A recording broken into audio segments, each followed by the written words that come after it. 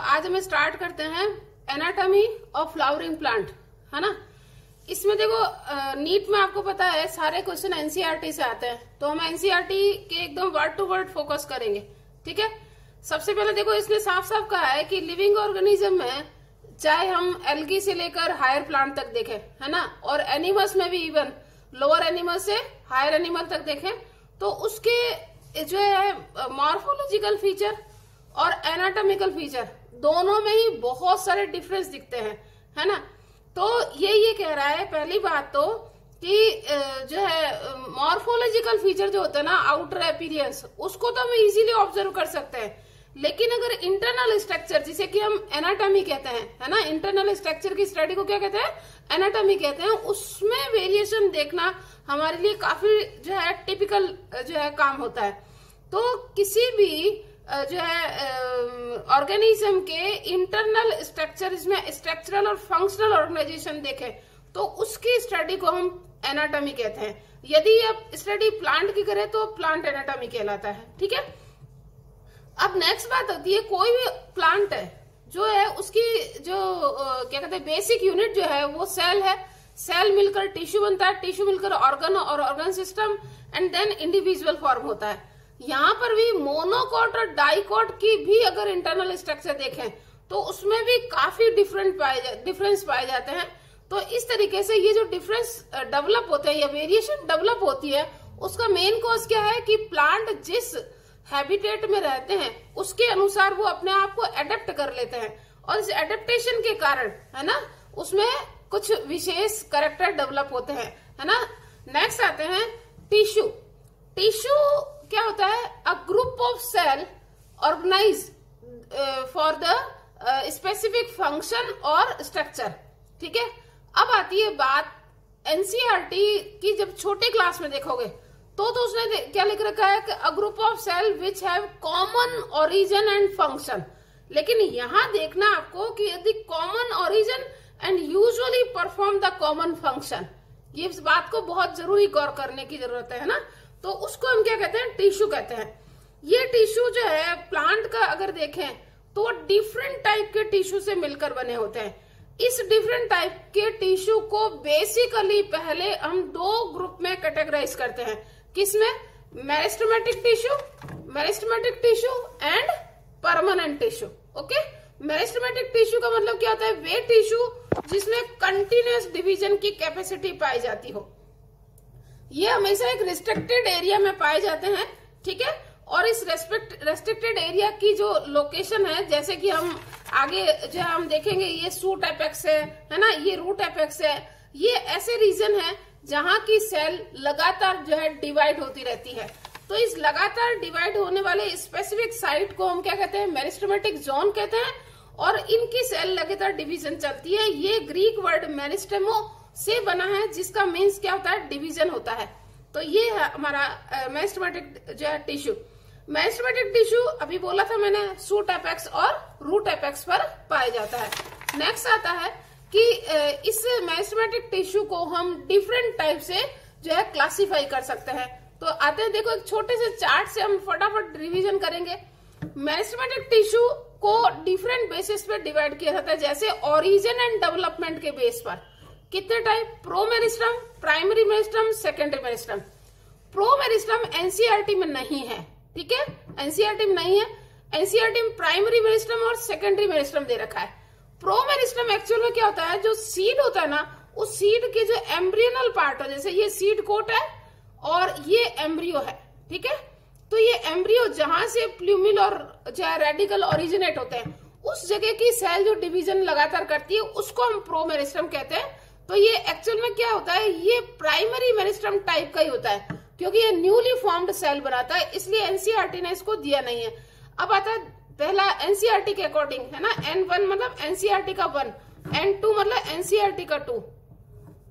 तो primary meristem जो कि न्यूली फॉर्म्ड सेल बनाता है, ऐसा नहीं कि पहले बनी हुई सेल को रिप्लेस करके बनाता है, इसलिए इसे प्राइमरी मेरिस्टम कहते हैं।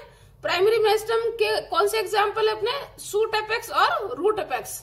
अब ये एनसीईआरटी से एक्स्ट्रा वाला एग्जाम्पल है मार्जिनल मेरिस्टम। एक्चुअल में ये जो लीफ है ना, देखो आपको पता है पहले लीफ छोटी होती है और बाद में सरफेस एरिया बढ़ता है, तो ये जो सरफेस एरिया बढ़ता है ना, तो यहाँ की जो सेल होती है ना वो मेरिस्टेमेटिक होती है, जिससे ये सरफेस एरिया बढ़ता है तो यहाँ पे भी न्यूली फॉर्म सेल बनाती है, इसलिए इसे मार्जिन मेरिस्टम को किसके एग्जाम्पल में दिया गया, प्राइमरी मेरिस्टम के एग्जाम्पल में दिया गया है। ओके, अब सेकेंडरी मेरिस्टम। सेकेंडरी मेरिस्टम माने जैसे आगे हम पढ़ेंगे कि जो कैम्बियम सेल होती है ना, कैम्बियम क्या होती है, पहले मेरिस्टेमेटिक टिश्यू परमानेंट में कन्वर्ट होते हैं, मेरिस्टेमेटिक टिश्यू परमानेंट में कन्वर्ट होते हैं, यानी इस प्रोसेस को हम क्या कहते हैं, डिफरेंशिएशन कहते हैं। क्या कहते हैं, डिफरेंशिएशन। लेकिन ये जब मेरिस्टेमेटिक टिश्यू वापिस अगर डिवीजन की कैपेसिटी गेन कर ले तो वो क्या कहलाएगी, डी डिफरेंशिएशन। तो डी डिफरेंशिएशन के द्वारा सेकेंडरी मेरिस्टम फॉर्म होता है, ठीक है, और उससे फिर जो है सेकेंडरी टिश्यू बनते हैं, जैसे कि कौन सा, सेकेंडरी जो है xylem, secondary phloem, secondary cortex, ये सब बनते हैं। अब आते हैं सेकेंडरी मेरिस्टम के एग्जाम्पल कौन से हैं, वेस्कुलर कैम्बियम, इंट्राफेसिकुलर कैम्बियम और कॉर कैम्बियम। ओके, तो ये थे हमारे कौन से ओरिजिन डेवलपमेंट के, प्राइमरी मेरिस्टम और सेकेंडरी मेरिस्टम। अब आता है on the basis of location. Location मतलब कहाँ स्थित होते हैं, ठीक है। तो एपिकल मेरिस्टम, यानी अगर सूट एपेक्स पर हो तो सूट एपिकल मेरिस्टम, और रूट एपेक्स पर हो तो रूट एपिकल मेरिस्टम, ठीक है। तो पोजीशन के बेस पर एपेक्स या टर्मिनल पोजीशन, तो रूट एपेक्स और सूट एपेक्स। अब आता है इंटरकैलरी मेरिस्टम। इंटरकैलरी मेरिस्टम का मतलब क्या होता है, जैसे मान लिया ये सीड जर्मिनेट हुआ है ना, ये तो एपेक्स था किसका, सूट एपेक्स, और ये क्या था, रूट एपेक्स। लेकिन अब ये जब ग्रो करते रहेंगे तो एपिकल मेरिस्टम तो ऊपर आता जाएगा, लेकिन नीचे की तरफ ये जो कुछ टिश्यू अभी भी जो बाकी तो परमानेंट हो जाएंगे, लेकिन कुछ टिश्यू अभी भी मेरिस्टेमेटिक पड़े हैं, यानी कि ये जो है परमानेंट टिश्यू के इन बिटवीन है, तो इन्हें हम क्या कहते हैं, इंटरकैलरी मेरिस्टम कहते हैं। ओके, तो इंटरकैलरी मेरिस्टम भी क्या होते हैं, न्यूली फॉर्म्ड सेल बनाते हैं, इसलिए ये प्राइमरी मेरिस्टम के एग्जाम्पल है। तो देखिएगा प्राइमरी मेरिस्टम के एग्जाम्पल कौन से, एपिकल मेरिस्टम भी प्राइमरी मेरिस्टम है और इंटरकैलरी मेरिस्टम भी प्राइमरी मेरिस्टम है। ओके, अब आते हैं तीसरा, lateral meristem. Lateral meristem cylindrical होते हैं और पेरिफेरल पोजीशन पर होते हैं। जैसे कि मैं ये देखो जैसे ये हमारा मान लिया स्टेम है ना, जब डिफरेंशिएशन जोन आएगा तो आपको पता है यहाँ कैम्बियम होता है, और ये कैम्बियम लगातार जो है इस तरह से पूरी होल बॉडी पर बनी रहती है, क्योंकि यहाँ तो एपेक्स है, यहाँ इलोंगेशन जोन है, और यहाँ से डिफरेंशिएशन जोन चलता है। तो ये ईटीएस, जीटीएस, वीटीएस, तो वीटीएस में जो क्या होती है, जैसे ये हम अगर टीएस काटें तो ये एंडोडर्मिस, ये वेस्कुलर बंडल है ना, और ये कैम्बियम। तो ये जो कैम्बियम बनती है ना, ये सर्कुलर बनती है, तो इसे ये अगर होल बॉडी में देखें तो सिलेंडर लाइक दिखाई देती है, तो ये सिलेंड्रिकल मेरिस्टम भी कहलाते हैं। और इसके एग्जाम्पल कौन से बोले, कैम्बियम। तो इसका मतलब लेटरल मेरिस्टम कैसे होते हैं, सेकेंडरी मेरिस्टम होते हैं। ओके, अब आता है फंक्शन के बेस पर, यानी क्या फंक्शन करता है। तो प्रोटोडर्म यानी ईटीएस बनाता है, प्रोटोडर्म को ही डर्मेटोजन कहते हैं, ये एपिडर्मल टिश्यू सिस्टम डेवलप करते हैं। पेरिब्लेम जिसे ग्राउंड मेरिस्टम कहते हैं, ये ग्राउंड टिश्यू सिस्टम डेवलप करते हैं। प्लीरोम ये प्रोकैम्बियम कहलाते हैं, और ये वीटीएस यानी वेस्कुलर टिश्यू सिस्टम डेवलप करते हैं। ये ईटीएस, जीटीएस, वीटीएस क्या है, ये आगे अभी चैप्टर में आएगा। अब देखो ये एनसीईआरटी से अलावा का कि on the basis of plane of division, यानी कि कितने प्लेन में डिवाइड होता है। अगर देखो बेटा कि अगर ये जैसे सरफेस एरिया बना रही हूं मैं, अगर ये पेरीफेरी के साथ साथ डिवीजन चले तो वो कहलाता है पेरिक्लाइनल डिवीजन। क्या कहलाता है, पेरिक्लाइनल। अब देखो सरफेस एरिया बढ़ गया तो इसको किसकी जरूरत पड़ेगी, सेल की जरूरत पड़ेगी। तो इस पेरीफेरी के राइट एंगल में जो डिवीजन चलता है उसे हम एंटीक्लाइनल डिवीजन कहते हैं। क्या कहते हैं, एंटीक्लाइनल। तो ये दो टाइप के डिवीजन है, ध्यान रखेंगे। अब देखो अगर एक ही जो है प्लेन में डिवीजन हो तो वे क्या कहलाते हैं, रिब या फाइल मेरिस्टम कहलाते हैं। इसका शानदार एग्जाम्पल है वो ट्यूनिका। ट्यूनिका मतलब रूट एपेक्स पर डिवीजन चलने वाला। चलिएगा, तो अगला है प्लेट मेरिस्टम। यदि बोथ प्लेन पर डिवीजन हो, मतलब कि एंटीक्लाइनल भी हो और पेरिक्लाइनल भी हो, तो कॉर्टिकल सेल इसका शानदार एग्जाम्पल है।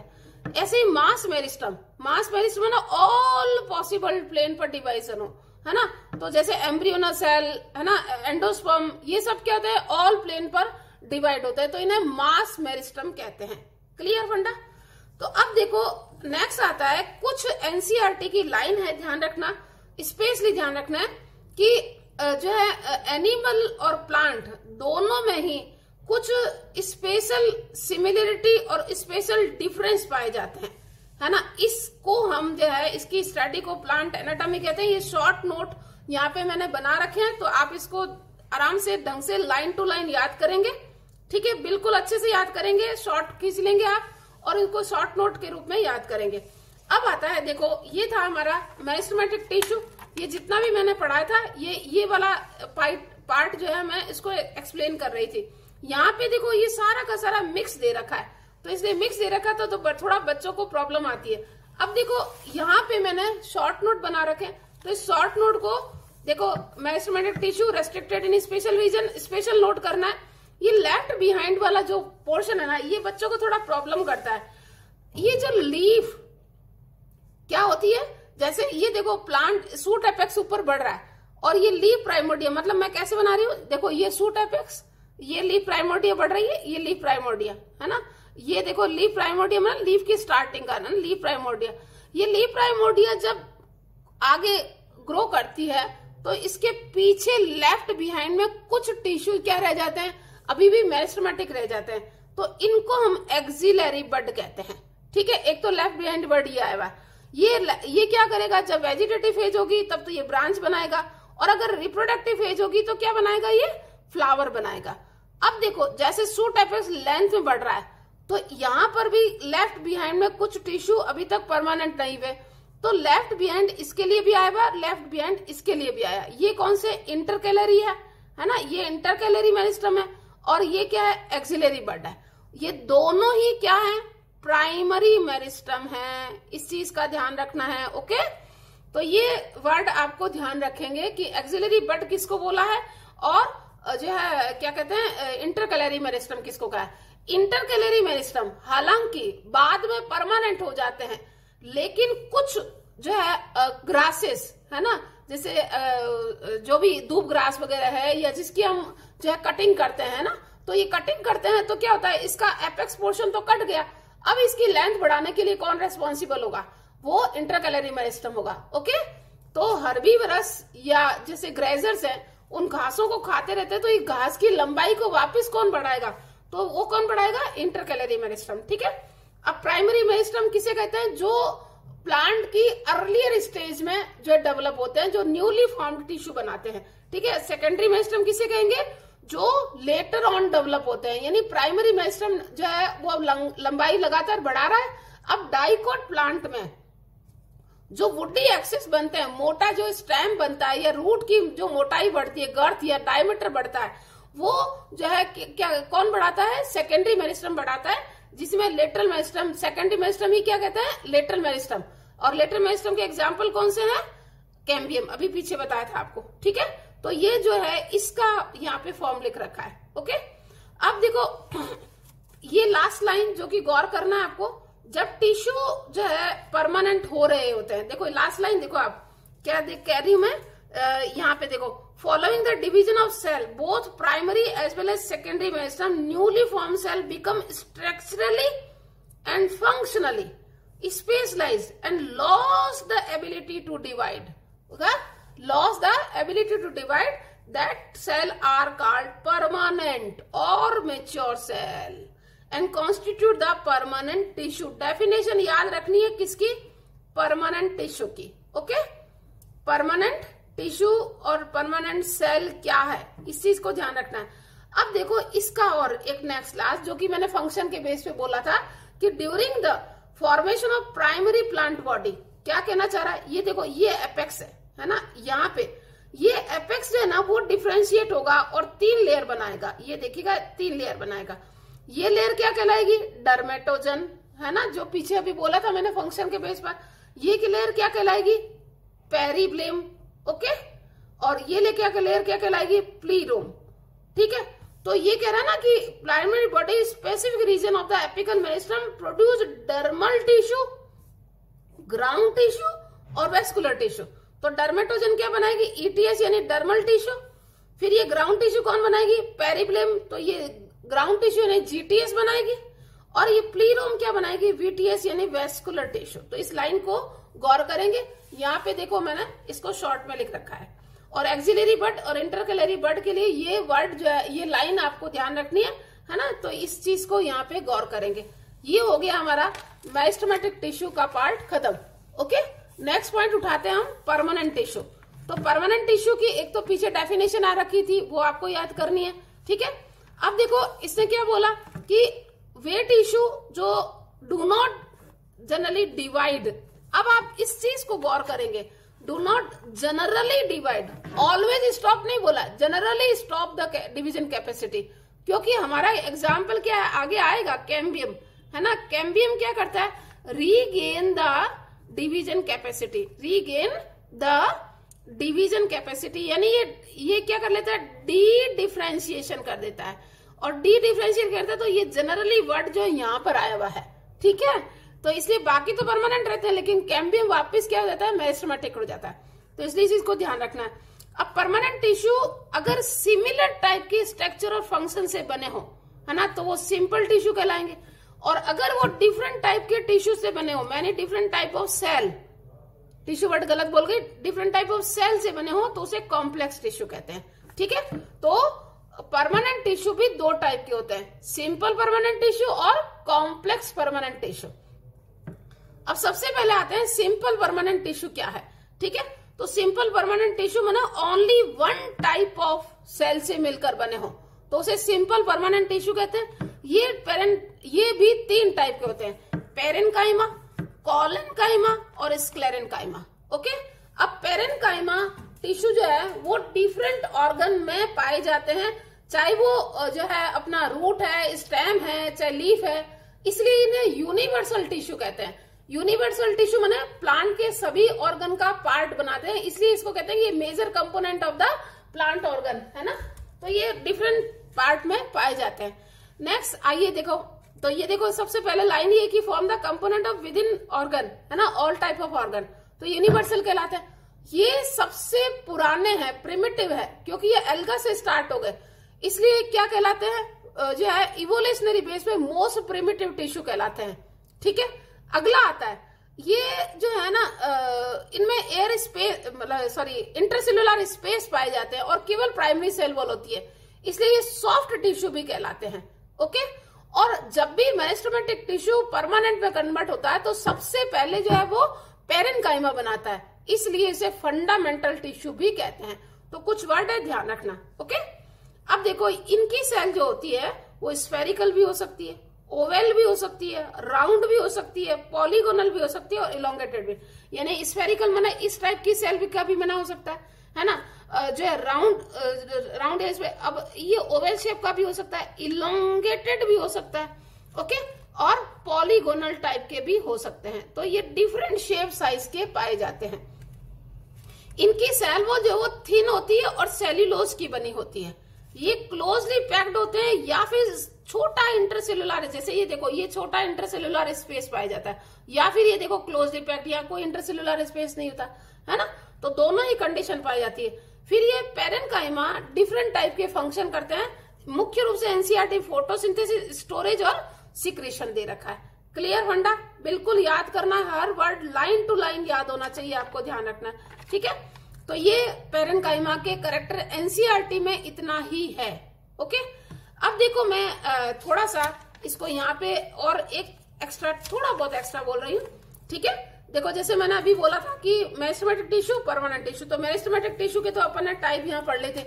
ये कॉमन चार्ट दे रखा है, आप इसको ढंग से देखो, अच्छे से देख सकते हैं। ये तो कॉमन इसका मेरिस्टेमेटिक टाइप। अब ये देखो पेरेन्काइमा है ना, ये अगर इलोंगेटेड हो जाए, यानी कि जैसे रूट की जो है अपना किसमें, रूट की पेरिसाइकिल में, तो ये इलोंगेटेड टाइप का होता है, उसे प्रोसेनकाइमा कहते हैं। अगर पेरेन्काइमा में क्लोरोप्लास्ट डेवलप हो जाए तो उसे क्या कहते हैं, क्लोरेन्काइमा, जैसे पैलिसेड और स्पॉन्जी टिश्यू।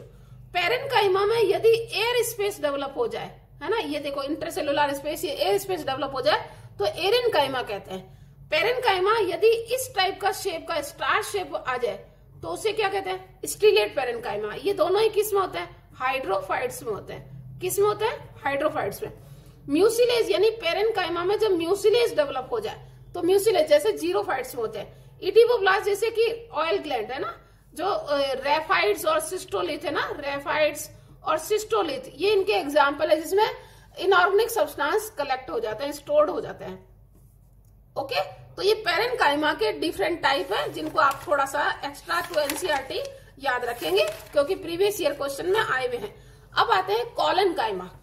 कॉलेनकाइमा के लिए ध्यान रखेंगे, जैसे ये तो जो मेजर कंपोनेंट था तो ये यूनिवर्सल था, लेकिन पेरेन्काइमा कुछ स्पेसिफिक रीजन पर ही पाया जाता है। जैसे सबसे बेस्ट एग्जांपल क्या है, ये डाइकोट स्टेम की हाइपोडर्मिस, देखो लिख रखा ना below epidermis to most of dicotyledonous part. अगर बिलो टू एपिडर्मिस इसका मतलब ये किसकी बात कर रहा है, हाइपोडर्मिस की बात कर रहा है ना। तो ये हाइपोडर्मिस में पाए जाते हैं किसमें, मोस्ट ऑफ डाइकोटिलेडोन प्लांट, है ना। अच्छा, ये या तो होमोजेनस लेयर, अब देखो इसके लिए आप है ना इस डायग्राम को अच्छे से गौर कर सकते हैं। कैसे, देखो एक सेकंड, चाहे बीच में मुझे चेंज करना पड़ रहा है तो थोड़ा ध्यान रहेगा। देखो ये दिख रहा है आपको कॉलेनकाइमा, है ना, तो ये होमोजेनस है।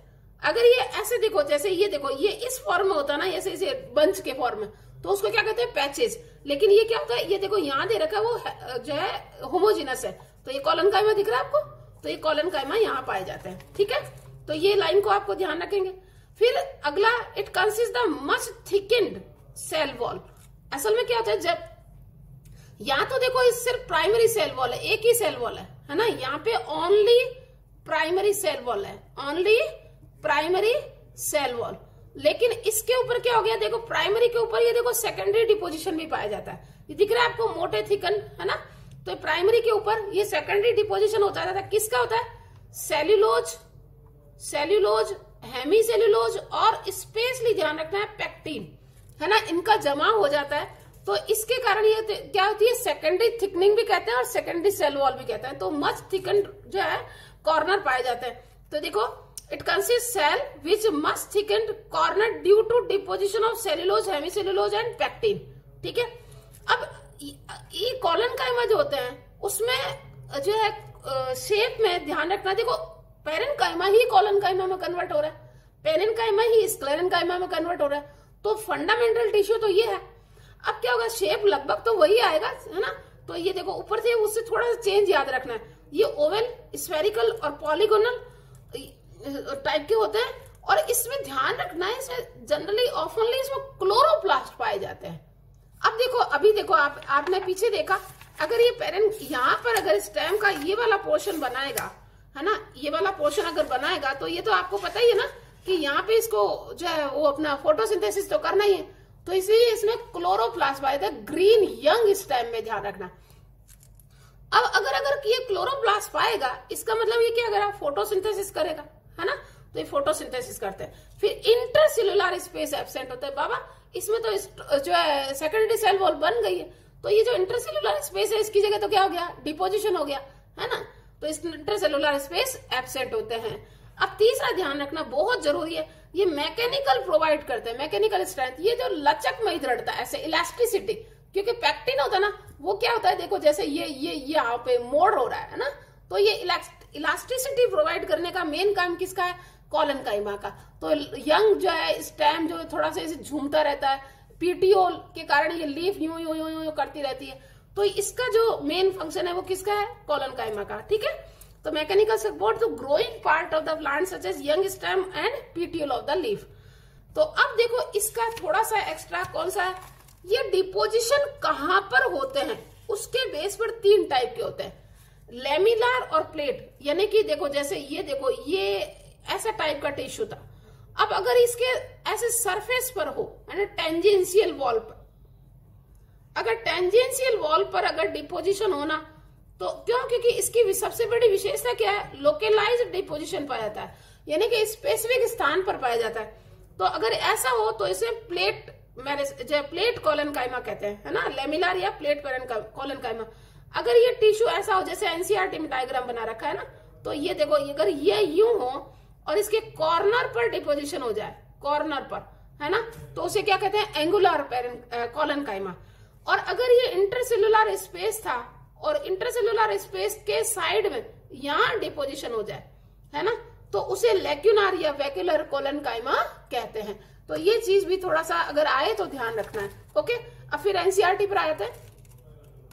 स्क्लेरेनकाइमा क्या होगा जब पेरेनकाइमा की प्राइमरी सेल वॉल पर क्या डिपॉजिट हो जाएगा।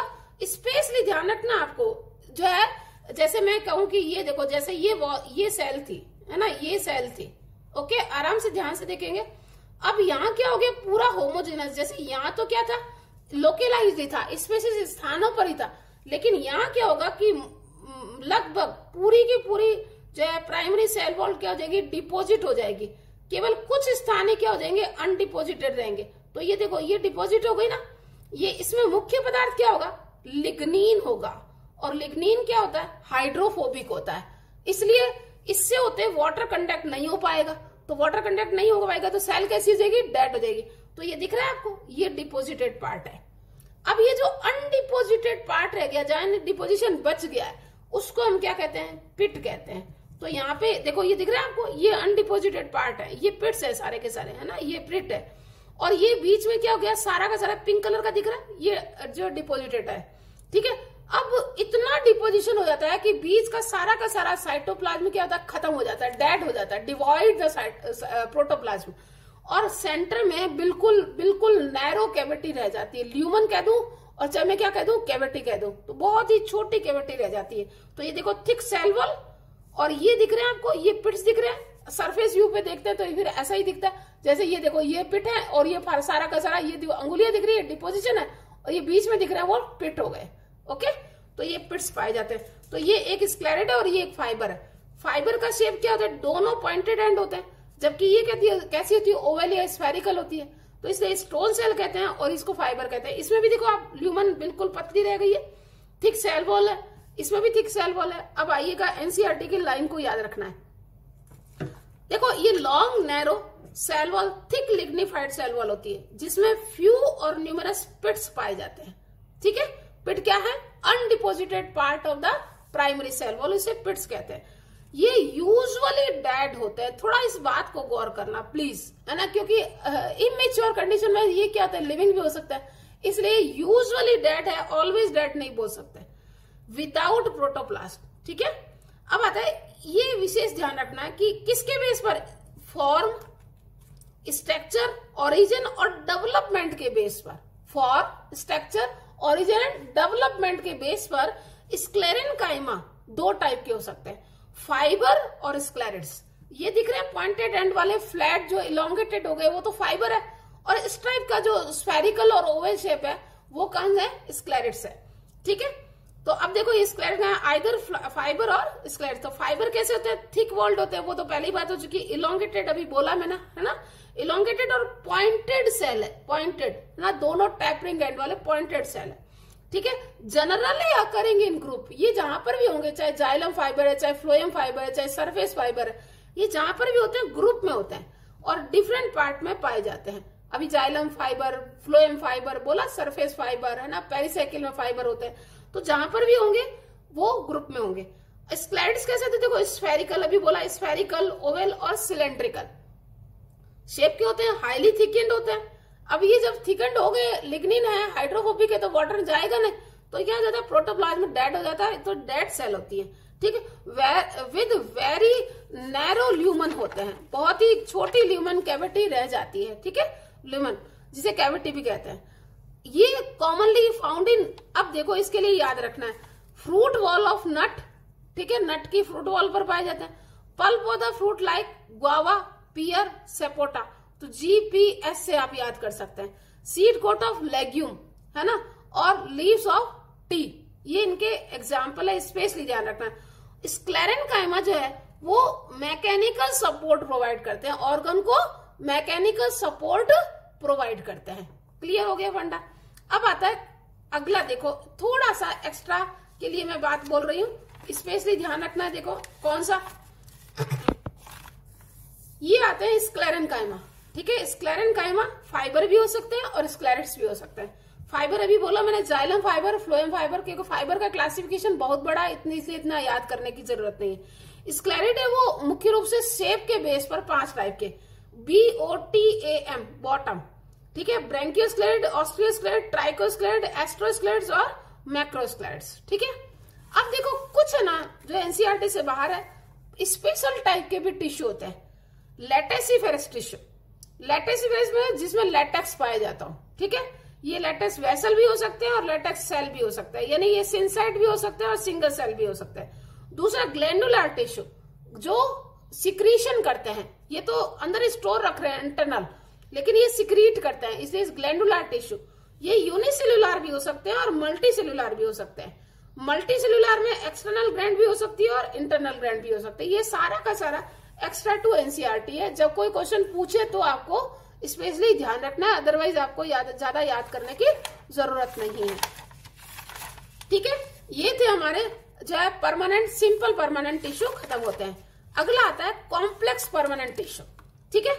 कॉम्प्लेक्स परमानेंट टिश्यू मैंने made up of more than one type of cell, लेकिन ये जो more than one type of cell है ना, ये मिलकर एक यूनिट की तरह कार्य करती है, तो ये यूनिट फंक्शन करते हैं। जाइलम और फ्लोएम ये इसके दो एग्जाम्पल है। इसलिए कॉम्प्लेक्स टिश्यू को जनरली हम कंडक्टिंग टिश्यू भी कहते हैं या वेस्कुलर टिश्यू भी कहते हैं। क्यों? क्योंकि इसके दोनों एग्जाम्पल ही ऐसे ही हैं जो वेस्कुलराइजेशन का काम करते हैं, इसलिए कई बार ये सिनोनिम के रूप में ये भी यूज करते हैं, ठीक है। अब देखो पहला एग्जाम्पल, पहला टाइप कौन? जाइलम। जाइलम जो है क्या कहते हैं इसे, एंजियोस्पर्म के जाइलम में 4 टाइप की कंपोनेंट होता है, ठीक है। कौन? Tracheid, vessel, xylem parenchyma, xylem fibre. ये बिल्कुल इसी का शॉर्ट फॉर्म लिख रखा है, इसलिए मैं इससे जल्दी करा रही हूं ताकि आपको कंपैरिजन में याद रहे, ठीक है। ट्रैकिड्स है ना ट्रैकिड्स, पहली बात तो आपको ध्यान रखना है कि जो है टेरिडोफाइटा, जिम्नोस्पर्म और एंजियोस्पर्म तीनों में पाई जाती है, इसलिए ये यूनिवर्सल है, सभी में पाई जाती है। क्यों? क्योंकि वेसल तो क्या होती है, एंजियोस्पर्म से स्टार्ट होती है या कुछ जिम्नोस्पर्म में एक्सेप्शनली पाई जाती है, लेकिन जो है ट्रैकिड्स है वो यूनिवर्सल फॉर द ट्रेक्योफाइट्स है, ठीक है। अब आते हैं ट्रैकिड और वेसल। एनसीईआरटी में लिख रखा है, ध्यान रखना कि मेन कंडक्टिंग या ट्रांसपोर्टिंग एलिमेंट है, इसलिए आप ध्यान रखेंगे। पर अगर दोनों में से पूछे, दोनों में से एक ऑप्शन करना हो तो मेन किसको करेंगे? वेसल को करेंगे, ठीक है। ये एडवांस वेसल एलिमेंट है, सॉरी क्या कहते हैं, जाइलम एलिमेंट है, ठीक है। अब आओ इसकी शेप कैसी होती है, देखो इलोंगेटेड ट्यूब लाइक थिक और lignified wall with tapering and. देखो ये इलोंगेटेड दिख रही है आपको, इलोंगेटेड है, दोनों पॉइंटेड एंड होते हैं, समझ में आ गई। थिक वॉल होती है जिसमें दिख रहा है आपको पिट है, ये है ना पिट। अभी बोला था पीछे मैंने कैसी होती है, हाई, क्योंकि ये क्या है, स्क्लेरेनकाइमेटस टाइप के टिश्यू है, वेसल है चाहे ट्रैकिड्स है, ये स्क्लेरेनकाइमेटस टाइप के टिश्यू होते हैं, ठीक है। अब आते हैं आगे। अब देखो नेक्स्ट क्या, डेड होते हैं विदाउट प्रोटोप्लाज्म, बिल्कुल स्क्लेरेनकाइमा का कैरेक्टर, खाली शेप अलग से याद करना है, ठीक है। इनर सेल वॉल थिकनिंग होती है। अब देखो ये क्या होता है, जैसे अभी बोला ना, ये पिटेड फॉर्म का जो है, ये दिख रहा है आपको, ये एन्युलर फॉर्म कहलाता है। तो इसमें क्या होता है, ये जो सेकेंडरी सेल वॉल बनती है ना, उसके अलग अलग शेप मतलब अपीयरेंस आती है। जैसे मैं कहूं एनुलर है तो ये शेप कैसे आएगी, यूं आएगी। अगर ये रेटिकुलेट है तो ये क्या हो जाएंगे, ये देखो ऐसे ऐसे जाल नुमा बन जाते हैं, स्पेशल कोई पैटर्न नहीं होता, ये इस तरह से आ जाते हैं।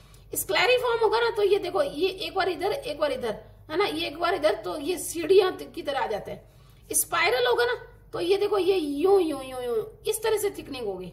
तो ये थिकनिंग में अपीयरेंस कैसे आती है उसके बेस पर है। और पिटेड है जो एनसीईआरटी में दिख ही रहा है आपको, है ना, तो ये पिटेड फॉर्म कहलाते हैं। अब पिटेड देखो, बॉर्डर्ड पिट भी होता है, सिंपल पिट भी होता है। जैसे अगर मैं देखो यहीं पे बना देती हूँ, जैसे ये सेल है, एक ही पे बनाऊंगी, अगर थिकनिंग का पैटर्न ये हुआ, है ना, तो ये देखो, ये सिंपल पिट कहलाते हैं। ये कैसे कहलाते हैं, सिंपल पिट। और अगर ये ऐसे बॉर्डर बना लेते हैं, है ना, ये यूं, तो ये बॉर्डर्ड पिट कहलाते हैं, ठीक है। तो ये बॉर्डर्ड पिट किसका कैरेक्टरिस्टिक फीचर है, जिम्नोस्पर्म की ट्रैकिड में, सबसे ज्यादा जिम्नोस्पर्म की ट्रैकिड्स में पाए जाते हैं, ओके। अब आ जाइए, ये थे कुछ कैरेक्टर किसके, ट्रैकिड से। वेसल, पहली बात तो जिम्नोस्पर्म में एब्सेंट होता है वेसल, है ना। फिर ये सिलेंड्रिकल, देखो आप गौर करना जरा, इसमें देखो शक्ल में भी गौर कर सकते हो, इसका जो है ना ल्यूमन, ये थोड़ा कंपेरेटिवली ल्यूमन का साइज इसका ब्रॉडर, ये अधिक चौड़े होते हैं, है ना, डायमीटर इसका अधिक होता है, ये डायमीटर अधिक होता है, जबकि ये क्या होते हैं, थोड़े संकरे होते हैं तुलनात्मक रूप से। फाइबर जितने भी नहीं होते, लेकिन अगर इन दोनों में कंपैरिजन करो ट्रेकेड और वेसल में, तो इसका डायमीटर क्या होता है, अधिक होता है। तो ये ल्यूमन अधिक चौड़ी होती है, इसकी ल्यूमन थोड़ा नैरो होती है इसके कंपैरिजन में। ओके, तो ये सिलेंड्रिकल ट्यूब लाइक होता है। ठीक है, made up of many cell. हाँ, ये और ध्यान रखना है, वेसल है ना, ये एक में अगर बोलू ना तो ये वेसल एलिमेंट है। वास्तव में वेसल क्या होती है, ये देखो, जैसे ये देखो ऐसे बनती है, ये वेसल एलिमेंट, ये वेसल एलिमेंट, ये वेसल एलिमेंट। तो कई सारे वेसल एलिमेंट मिलकर वेसल बनाते हैं। इसलिए अगर सारी सेल फ्यूज हो जाए तो उसे क्या कहते हैं बेटा, सिनसाइट कहते हैं। तो ये कैसी सिनसाइट है, डेड सिनसाइट है। कौन, वेसल। तो made up of many cell which are called vessel member, यानी वेसल मेंबर या फिर वेसल एलिमेंट भी कहते हैं। ठीक है, सभी सेल जो है वो लिग्निफाइड होती है।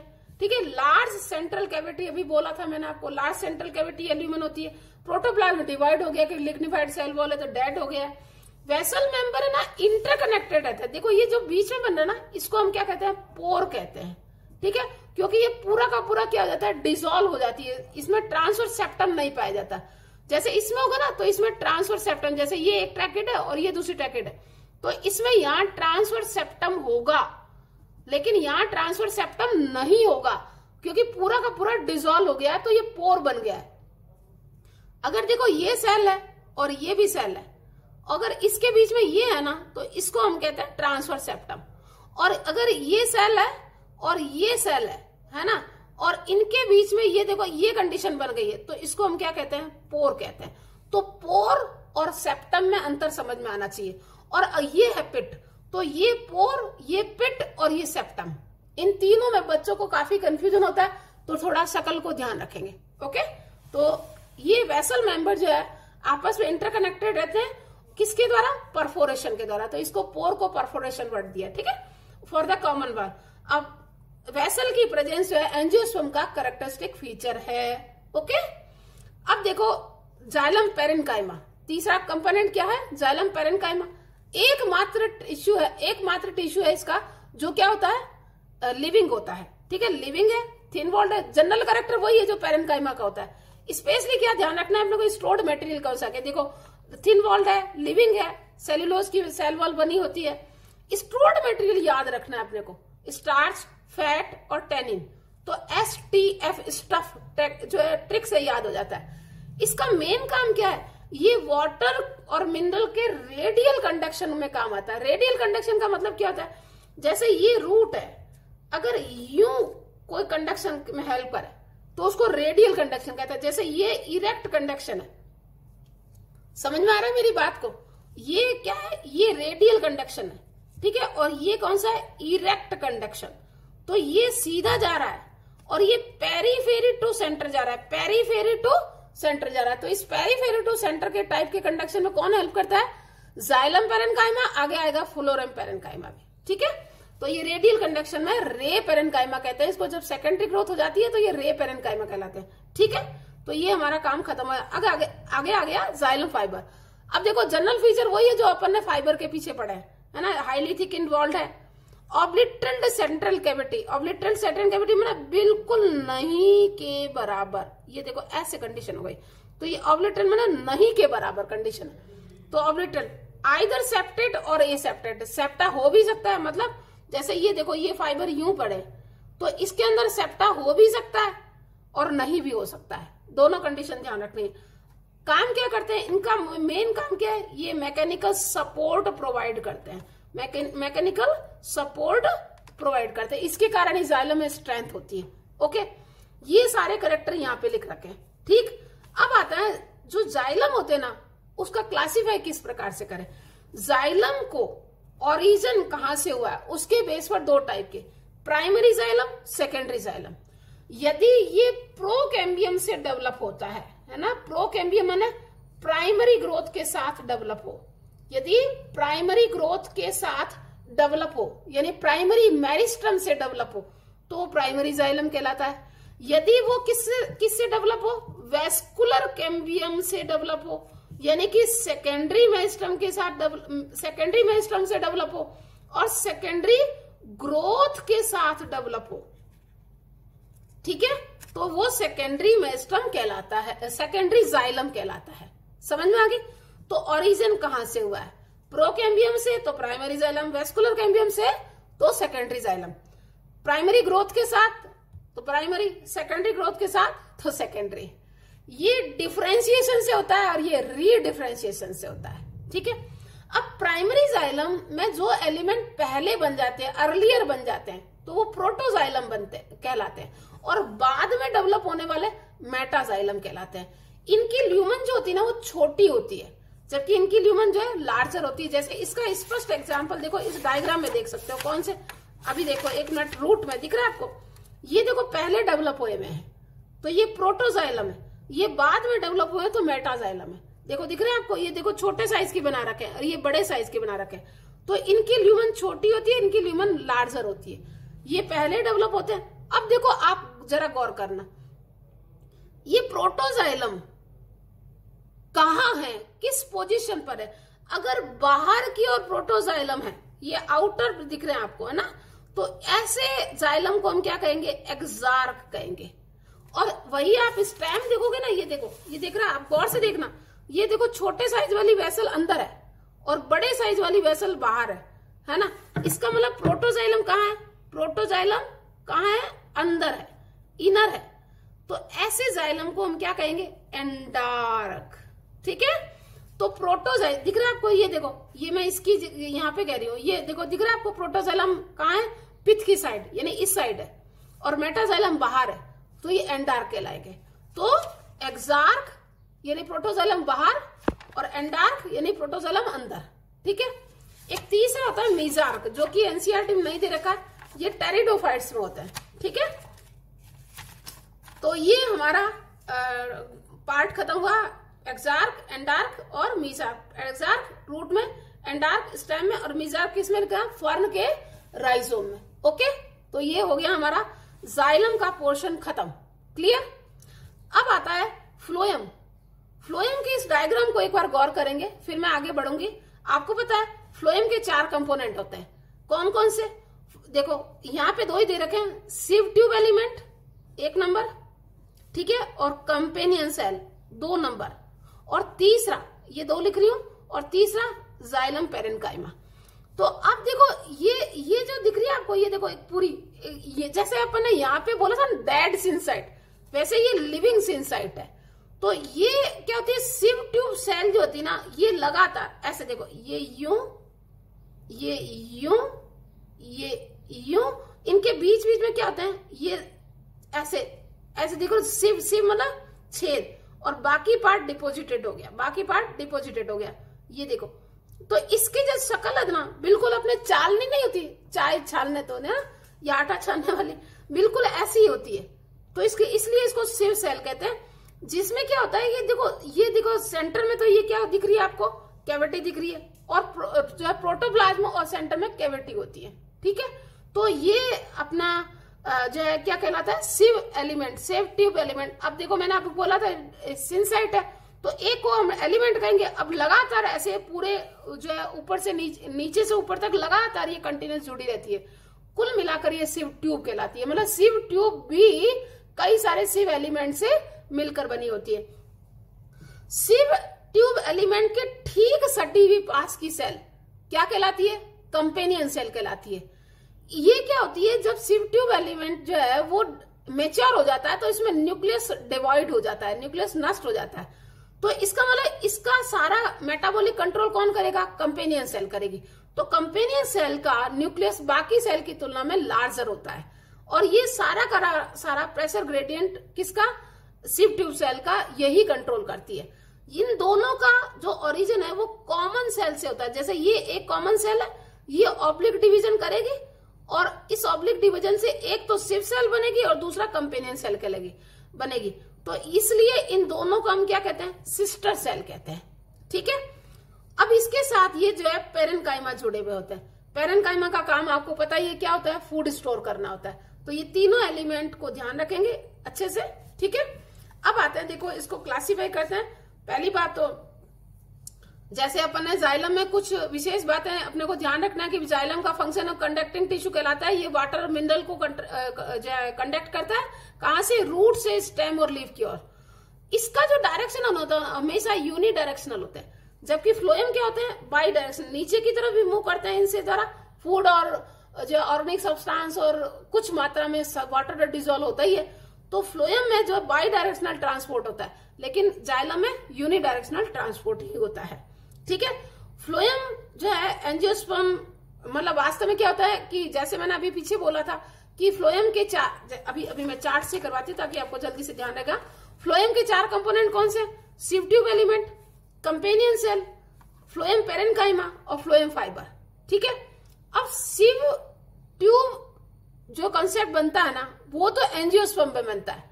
जब तक ये टेरिडोफाइटा और जिम्नोस्पर्म में होती है तब तक सिव सेल रहती है। तो ये सिव सेल जो है वो, इसका मतलब क्या होगी, डिफ्यूज टाइप का वर्क करेगी, क्योंकि वो पूरा ट्यूब बनना ही बन पाती है। ट्यूब का मतलब क्या होगा, ये लगातार ऐसे ऐसे इस तरीके से जुड़कर ये पूरा ट्यूब बना है। लेकिन टेरिडोफाइट और जिम्नोस्पर्म में ये इस तरह से डिफ्यूज टाइप में ही पाई जाती है, इसलिए वहां पे डिफ्यूज टाइप का ट्रांसपोर्टेशन होता है, लेकिन ये कंटिन्यूअस ट्रांसपोर्टेशन होता है। ठीक है, अब आते हैं अगला। देखो ये मैंने अभी बना रखा है, एक फ्लोएम इनिशियल माना मदर सेल, इसमें ऑब्लिक डिवीजन हुआ, तो एक सेल ने कंपेनियन बनाई, दूसरे सिव सेल कहलाई, ये दोनों सिस्टर सेल कहलाती है। और कनेक्टेड किसके द्वारा होती है, पिट फील्ड के द्वारा कनेक्टेड रहती है, दोनों आपस में पिट फील्ड द्वारा कनेक्ट रहती है। ठीक है, अब सिव ट्यूब के कैरेक्टर क्या है, अभी बोला था ई न्यूक्लिएटेड बना, क्योंकि इसमें न्यूक्लियस डिवाइड हो गया, तो ई न्यूक्लिएटेड लिविंगस्टीन सेट कहलाती है।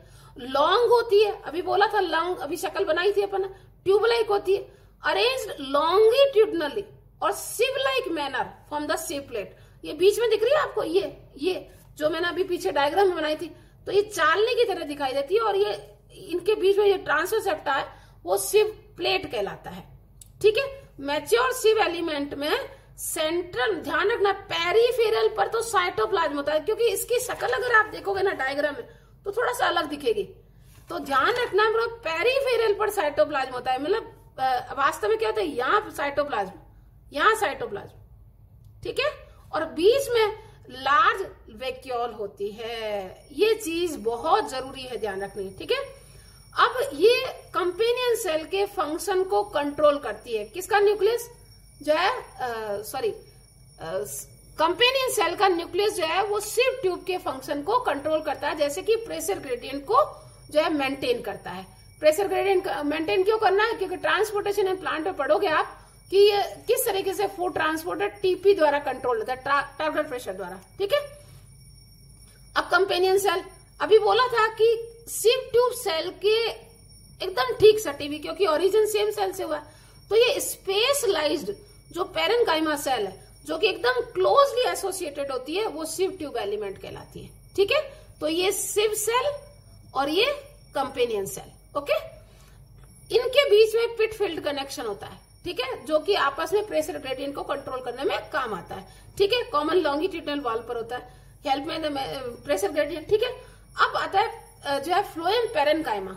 फ्लोएम पेरेन्काइमा कैसी होती है, इलोंगेटेड होती है, अभी शक्ल बनाई थी, देखो ये इलोंगेटेड। ओके, तो इसका कैरेक्टर क्या है, इलोंगेटेड है, टैपरिंग सिलेंड्रिकल, ऐसे शेप में होती है, ये देखो ये पेरेन्काइमा। ठीक है, ये इसकी शक्ल ऐसे होती है, तो टैपरिंग सिलेंड्रिकल सेल है, डेंस साइटोप्लाज्म होता है, सेल वॉल किसकी होती है, सेल्यूलोज की होती है, पिट थ्रू द प्लाज्मोडेस्मेटल, आपस में ये देखो इस तरीके से ये इनके बीच में कनेक्शन है, ताकि ये आपस में जो है वो क्या करें, प्लाज्मोडेस्मेटल कनेक्शन रखे, ताकि फूड और वाटर का जो है आपस में मतलब साइटोप्लाज्मिक ट्रांसपोर्टेशन लगातार कनेक्शन रहता है। इसमें स्टोर्ड फूड के लिए ट्रिक क्या है, MLR, यानी कि म्यूसिलेज, लैटेक्स और रेजिन। ठीक है, तो ये था। अब आता है, ये स्पेशली ध्यान रखना है, ठीक है, क्या कि मोनोकॉट के स्टेम में, मोस्टली मोनोकॉट में, स्टेम नहीं कि मोस्टली मोनोकॉट में जो है फ्लोएम पेरेन्काइमा एब्सेंट होता है। ठीक है, याद रखेंगे, ये चीज याद रखनी पड़ेगी आपको। ठीक है, क्योंकि इसका स्ट्रक्चर से कोई लेना देना नहीं। अब आ जाएगी फाइबर, फ्लोएम में फाइबर हो, फ्लोएम फाइबर तो कहलाते हैं, और बास्ट फाइबर भी कहलाते हैं। अब फाइबर है तो स्क्लेरेन्काइमेटस सेल तो होगी, इसमें तो कॉमन सेंस की बात। तो टिश्यू सिस्टम प्लांट में जो है ना, टिश्यू, डिफरेंट टाइप के टिश्यू मिलकर टिश्यू सिस्टम फॉर्म करते हैं। ठीक है, टिश्यू सिस्टम स्ट्रक्चर और फंक्शन के बेस पर या स्पेशल लोकेशन पर डेवलप होते हैं। ठीक है, तो जैसे ईटीएस यानी सबसे आउटर मोस्ट, इसके अंदर का पोर्शन क्या कहलाएगा, जीटीएस, और सबसे अंदर का सेंटर मोस्ट क्या कहलाएगा, वीटीएस कहलाएगा। ये किससे डेवलप होगा, डर्मेटोजन से। ये किससे डेवलप होगा, पेरिब्लेम से। और ये किससे डेवलप होगा, प्लीरोम से। ठीक है, डर्मेटोजन को ही क्या कहते हैं, जो डर्मेटोजन को प्रोटोडर्म कहते हैं, पेरिब्लेम को क्या कहते हैं, ग्राउंड मेरिस्टम कहते हैं, और प्लीरोम को क्या कहते हैं, प्रोकैम्बियम कहते हैं। ठीक है, तो ध्यान रखना है, स्ट्रक्चर और function would also be develop the specific location. ठीक है, on the basis of structural and function 3 type के टिश्यू सिस्टम होते हैं। ये भी बात हो गई है। ओके, अब आता है epidermal tissue system. Epidermal tissue system का मतलब होता है एपिडर्मिस और उसके डेरिवेटिव्स। जैसे कि एपिडर्मिस का मतलब क्या है, जैसे रूट है तो रूट हेयर, स्टेम है तो स्टेम हेयर, है ना, जो है लीफ है तो स्टोमेटा, बुलिफॉर्म सेल। तो वो एपिडर्मिस और उससे डेरिवेटिव्स जो भी हैं वो एपिडर्मल टिश्यू सिस्टम को बनाते हैं। ये आउटर मोस्ट कवरिंग होती है, ध्यान रखना है। ठीक है, और पूरी जो है एपिडर्मल सेल में कौन कौन से होंगे, स्टोमेटा, एपिडर्मल अपेंडेजेस जैसे ट्राइकोम और हेयर। अब एपिडर्मिस का कैरेक्टर याद करना, देखो तो ये देखो, ये सारे यहाँ पर लिखे हुए याद रखने हैं अपने को। ठीक है, अब epidermis outermost layer of the primary plant body. Primary plant body specially ध्यान रखना है, क्योंकि सेकेंडरी में तो क्या हो जाएगा, कॉर्क और कैम्बियम वगैरह बन जाएंगे। ये मेडअप किससे होती है, इलोंगेटेड कॉम्पैक्टली, ये स्पेशली ध्यान रखना आपको, कॉम्पैक्टली अरेंज सेल से होती है ना। तो outermost layer of the plant body, clear, made up of elongated compactly arrange cell, continuous layer होती है। कभी भी एपिडर्मिस में इंटरसेलुलर स्पेस नहीं पाया जाता, ये कंटिन्यूअस ऐसे होती है। ठीक है, फिर यूजुअली सिंगल लेयर्ड होती है। कुछ फाइकस वगैरह है उसमें मल्टी सेलुलर, तो वो एग्जाम्पल आपको याद करने की जरूरत नहीं है। पेरेनकाइमेटस होता है और इसमें स्मॉल अमाउंट ऑफ साइटोप्लाज्म और लार्ज वैक्यूल होती है। ये तो एपिडर्मिस का कैरेक्टर था। अब इससे कुछ स्पेसिफिक, अब क्यूटिकल किस में होती है, स्टेम में होती है और लीफ में होती है। क्यूटिकल क्या होती है, एपिडर्मिस द्वारा ही सीक्रेटेड कुछ सब्सटेंस होते हैं, क्यूटीन सब्सटेंस होते हैं। ठीक है, ये क्यूटीन सब्सटेंस एक वैक्सी लेयर बनाते हैं और इस वैक्सी लेयर की परत को हम क्यूटिकल कहते हैं। ये क्यूटिकल क्या करती है, वाटर लॉस को कंट्रोल रखती है और ये रूट में एब्सेंट होती है। अब आते हैं स्ट्रोमेटा। स्ट्रोमेटा आपको पता है एपिडर्मिस किसकी, लीफ की एपिडर्मिस पर प्रेजेंट होते हैं, है ना, और ये ट्रांसपीरेशन और गैसेस एक्सचेंज को रेगुलेट करते हैं। अब हर स्ट्रोमेटा के 3 जो है क्या कहूं कंपोनेंट है, 2 तो गार्ड सेल, ठीक है, और उससे ठीक सटी हुई सब्सिडरी सेल, और ये स्टोमेटल एपेरेचर।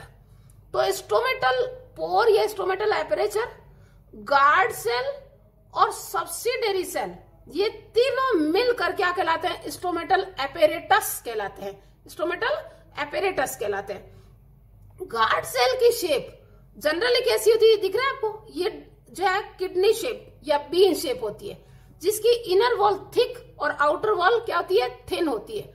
और इसमें रेडियली इलोंगेटेड क्या होते हैं, सेल्यूलोजिक फाइबर होते हैं, जो स्ट्रोमेटाल की ओपनिंग और क्लोजिंग को कंट्रोल करते हैं। एपिडर्मिस की बाकी सेल में किसी में भी क्लोरोप्लास्ट नहीं होते हैं, लेकिन गार्ड सेल में क्या होते हैं, क्लोरोप्लास्ट होते हैं। ग्रास की जो गार्ड सेल होती है वो कैसी होती है, दिख रहा है आपको, डम्बेल शेप। डम्बेल शेप में ना इस टाइप की सेल है ना, जो डमरू नहीं बजाते अपना, तो डम्बेल शेप होती है। लेकिन ध्यान रखना इसमें भी सेल्यूलोजिक फाइबर ऐसे होते हैं, और इनर वॉल और आउटर वॉल का इनका भी हिसाब वही होता है जो कि इसमें होता है। और सब्सिडरी सेल इसमें भी वही सेम एकदम क्लोजली एसोसिएटेड सेल होती है। ठीक है, तो जो स्ट्रोमेटल सेल, ये देखो इनर वॉल, आउटर वॉल, ठीक है। गार्ड सेल में क्लोरोप्लास्ट होते हैं, ठीक है, 2 सेल होती है हमेशा और क्लोजली एसोसिएटेड होती है। विसिनिटी सेल जो स्पेशलाइज सेल होती है जिसे सब्सिडरी सेल कहते हैं। Stomatal apparatus, sorry stomatal aperture, guard cell और सब्सिडरी सेल मिलकर स्टोमेटल एपरेटस कहलाती है। अब आता है रूट हेयर। रूट हेयर हमेशा ध्यान रखना है, रूट की एपिडर्मिस का इलोंगेटेड पोर्शन होता है, जो कि थिन वॉल्ड होता है, इसकी सेल वॉल थिन होती है, सेलुलोज और पेक्टिन मटेरियल की बनी होती है, और ये हमेशा ही यूनिसेलुलर होता है। और ये किस में काम आता है? वाटर और मिनरल के एब्जॉर्प्शन में काम आता है। सॉइल से वाटर और मिनरल का एब्जॉर्प्शन करना है तो इसमें काम आता है। तो इसका मतलब इसका ओरिजिन कैसा होता है? एक्सोजिनस। यदि कोई भी स्ट्रक्चर एंडोडर्मिस से बाहर वाले पोर्शन से अगर ओरिजिन होता है तो उसे एक्सोजिनस जो ओरिजिन कहते हैं। जैसे आप आगे आओगे, स्टेम में जो स्टेम हेयर निकलते हैं वो भी एक्सोजिनस होते हैं, लेकिन अगर सेकेंडरी रूट, जैसे कि मैं देखो, जैसे ये रूट है और इससे जो लेटरल रूट निकलती है तो ये पेरिसाइकिल से ओरिजिनेट होती है, तो उसको हम एंडोजिनस ओरिजिन कहते हैं। लेकिन रूट एयर कहां से होते हैं? यहां से निकलते हैं, तो इसे एक्सोजिनस ओरिजिन कहते हैं। ओके, तो ये था रूट एयर। अब आता है स्टेम एयर, जिसे ट्राइकोम भी कहते हैं। ये ध्यान रखना आपको स्पेशली। पहली बात तो स्टेम एयर जो है, स्टेम पर पाए जाने वाले स्टेम एयर को ट्राइकोम भी कहते हैं। ये यूजुअली मल्टी सेलुलर होते हैं, ब्रांच भी हो सकते हैं और अनब्रांच भी हो सकते हैं। थोड़ी बातों को ध्यान रखेंगे। ये सॉफ्ट भी हो सकते हैं और स्टफ भी हो सकते हैं, और इवन ये सिक्रेटरी भी हो सकते हैं। और मेन काम क्या है इसका? ये वाटर लॉस को प्रिवेंट करते हैं, यानी कि ट्रांसपिरेशन को रेगुलेट करते हैं। ट्रांसपिरेशन के दौरान जो वाटर लॉस होता है उसको ये बचाते हैं, तो प्रिवेंट करते हैं। अब आता है दूसरा, ground tissue system. Ground tissue system हमेशा ध्यान रखना है। एक बात देखो, मैं यहाँ पे एक बार इस डायग्राम से बोलती हूँ। ये जो दिख रहा है आपको वेस्कुलर बंडल है ना, जाइलम फ्लोएम, ये तो वेस्कुलर टिश्यू सिस्टम बनाता है। जाइलम फ्लोएम, या जैसे स्टेम आएगा तो उसमें क्या हो जाएंगे, ये देखो, ये पूरा कैम्बियम भी आ जाएगा, है ना। तो वेस्कुलर बंडल तो वेस्कुलर टिश्यू सिस्टम बनाता है। ये एपिडर्मिस और उसके स्टेम हेयर वगैरह, यानी इसका डेरिवेटिव, ये ईटीएस बनाता है। अब ईटीएस और वीटीएस को छोड़कर जो भी पोर्शन है ना वो जीटीएस में आता है, यानी ग्राउंड टिश्यू। मतलब क्या कह सकती हूँ मैं? Hypodermis, general cortex, endodermis, pericycle, pith और पिथरे, ये सब क्या किस में आएंगे? ग्राउंड टिश्यू सिस्टम में आएंगे। जैसे मैं, ये देखो दिख रहा है आपको, ये हाइपोडर्मिस, ये पूरा ग्राउंड, ये ग्राउंड टिश्यू सिस्टम आएगा। ऐसे ही रूट है तो रूट में ये देखो पिथ दिख रहा है ना, ये कंजक्टिव टिश्यू है ना, और ये एंडोडर्मिस, पेरिसाइकिल और ये कॉर्टेक्स, ये सब किस में आएंगे? ग्राउंड टिश्यू सिस्टम में आएंगे। ऐसे अगर लीफ का डायग्राम देखेंगे हम, देखो ये लीफ है ना, तो लीफ का ये जो सारा मीजोफिल टिश्यू है ये किस में आएगा? ग्राउंड टिश्यू सिस्टम में आएगा। तो आपको ध्यान रखना है कि ग्राउंड टिश्यू सिस्टम का मतलब क्या है। क्लियर? तो यही चीज इसमें लिख रखी है। क्लियर? अब आता है vascular tissue system. Vascular tissue system का मतलब होता है वेस्कुलर बंडल। सीधी सीधी बात यह है ना। तो अब इसका जो ना डिस्क्रिप्शन देखो, ये यहाँ पे दे रखा है। वेस्कुलर टिश्यू यानी कि वेस्कुलर बंडल के टाइप सारे याद करने हैं आपको। वेस्कुलर बंडल दो टाइप के होते हैं, radial vascular bundle, conjoint vascular bundle. ये एनसीईआरटी से एक्स्ट्रा है। कॉन्सेंट्रिक, अब देखो रेडियल का मतलब होता है कि यदि phloem xylem, phloem xylem, phloem xylem, यानी कि फ्लोएम और जाइलम अलग अलग रेडियस पर हो, अलग अलग त्रिज्या पर हो, तो रेडियल वेस्कुलर बंडल कहलाते हैं। और यदि जाइलम और फ्लोएम सेम रेडियस पर हो तो कॉन्जॉइंट वेस्कुलर बंडल कहलाते हैं। और यदि एक जाइलम जैसे सेंटर पर और पेरीफेरी पर फ्लोएम, यानी कि एक ही सेंटर हो, दोनों का सेंटर सेम हो, तो कॉन्सेंट्रिक वेस्कुलर बंडल कहलाते हैं। क्लियर? अब रेडियल वेस्कुलर बंडल किस में होते हैं? रूट में होते हैं, है ना। और कॉन्जॉइंट वेस्कुलर बंडल किस में होते हैं? स्टेम में होते हैं। और कॉन्सेंट्रिक के लिए स्पेशली याद करना है किस में होते हैं? टेरिडोफाइटा में होते हैं। ठीक है, अब आ जाते हैं अब कॉन्जॉइंट वेस्कुलर बंडल के दो टाइप। कोलेटरल, कोलेटरल माने वास्तव में कॉन्जॉइंट होता है ना, वो कोलेटरल ही होते हैं क्योंकि एक दूसरे के पार्श्व में है, तो कॉन्जॉइंट कोलेटरल। बाई कोलेटरल तो कोई स्पेसिफिक एग्जाम्पल ही है, जैसे ये आउटर फ्लोएम, फिर क्या कहते हैं आउटर कैम्बियम, फिर जाइलम, फिर इनर कैम्बियम और फिर इंटर फ्लोएम। ये किस में होते हैं? कुकुरबिटेसी फैमिली में होते हैं, जैसे लूफा, कुकुरबिटा, लेजिनेरिया। ये हमेशा जो है ओपन होते हैं क्योंकि इसमें हमेशा ही कैम्बियम होती है। ठीक है, अब ये एक्स्ट्रा टू एनसीईआरटी था, ये दोनों एक्स्ट्रा टू एनसीईआरटी है, स्पेशल एग्जाम्पल याद कर रहे हैं। अब आइए NCERT. Collateral vascular bundle open भी हो सकते हैं, क्लोज भी हो सकते हैं। यदि जाइलम और फ्लोएम और जाइलम के बीच में कैम्बियम प्रेजेंट हो, जैसे देखो यहाँ पर ये कैम्बियम प्रेजेंट है, तो इसका मतलब ये क्या होगा, ओपन वेस्कुलर बंडल। और यहाँ कैम्बियम नहीं है, इसका मतलब ये क्लोज वेस्कुलर बंडल है। तो ये मोनोकॉट में होते हैं, मोनोकॉट स्टेम है, और ये डाइकॉट स्टेम है। ठीक है, अब आते हैं, देखो ये ओपन और क्लोज समझ में आ गया। ठीक है, ये भी हो गया। अब ये देखो, ये कॉन्सेंट्रिक लेप्टोसेंट्रिक, यानी कि जाइलम सेंटर में और फ्लोएम बाहर। ठीक है, हेड्रोसेंट्रिक यानी जाइलम सेंटर में, हेड्रो ये गलत बना दिया है ना, लेप्टो मतलब लेप्टोसेंट्रिक माने फ्लोएम, ये देखो दिख रहा है, ये डायग्राम लेप्टोसेंट्रिक का है और ये हेड्रोसेंट्रिक का है।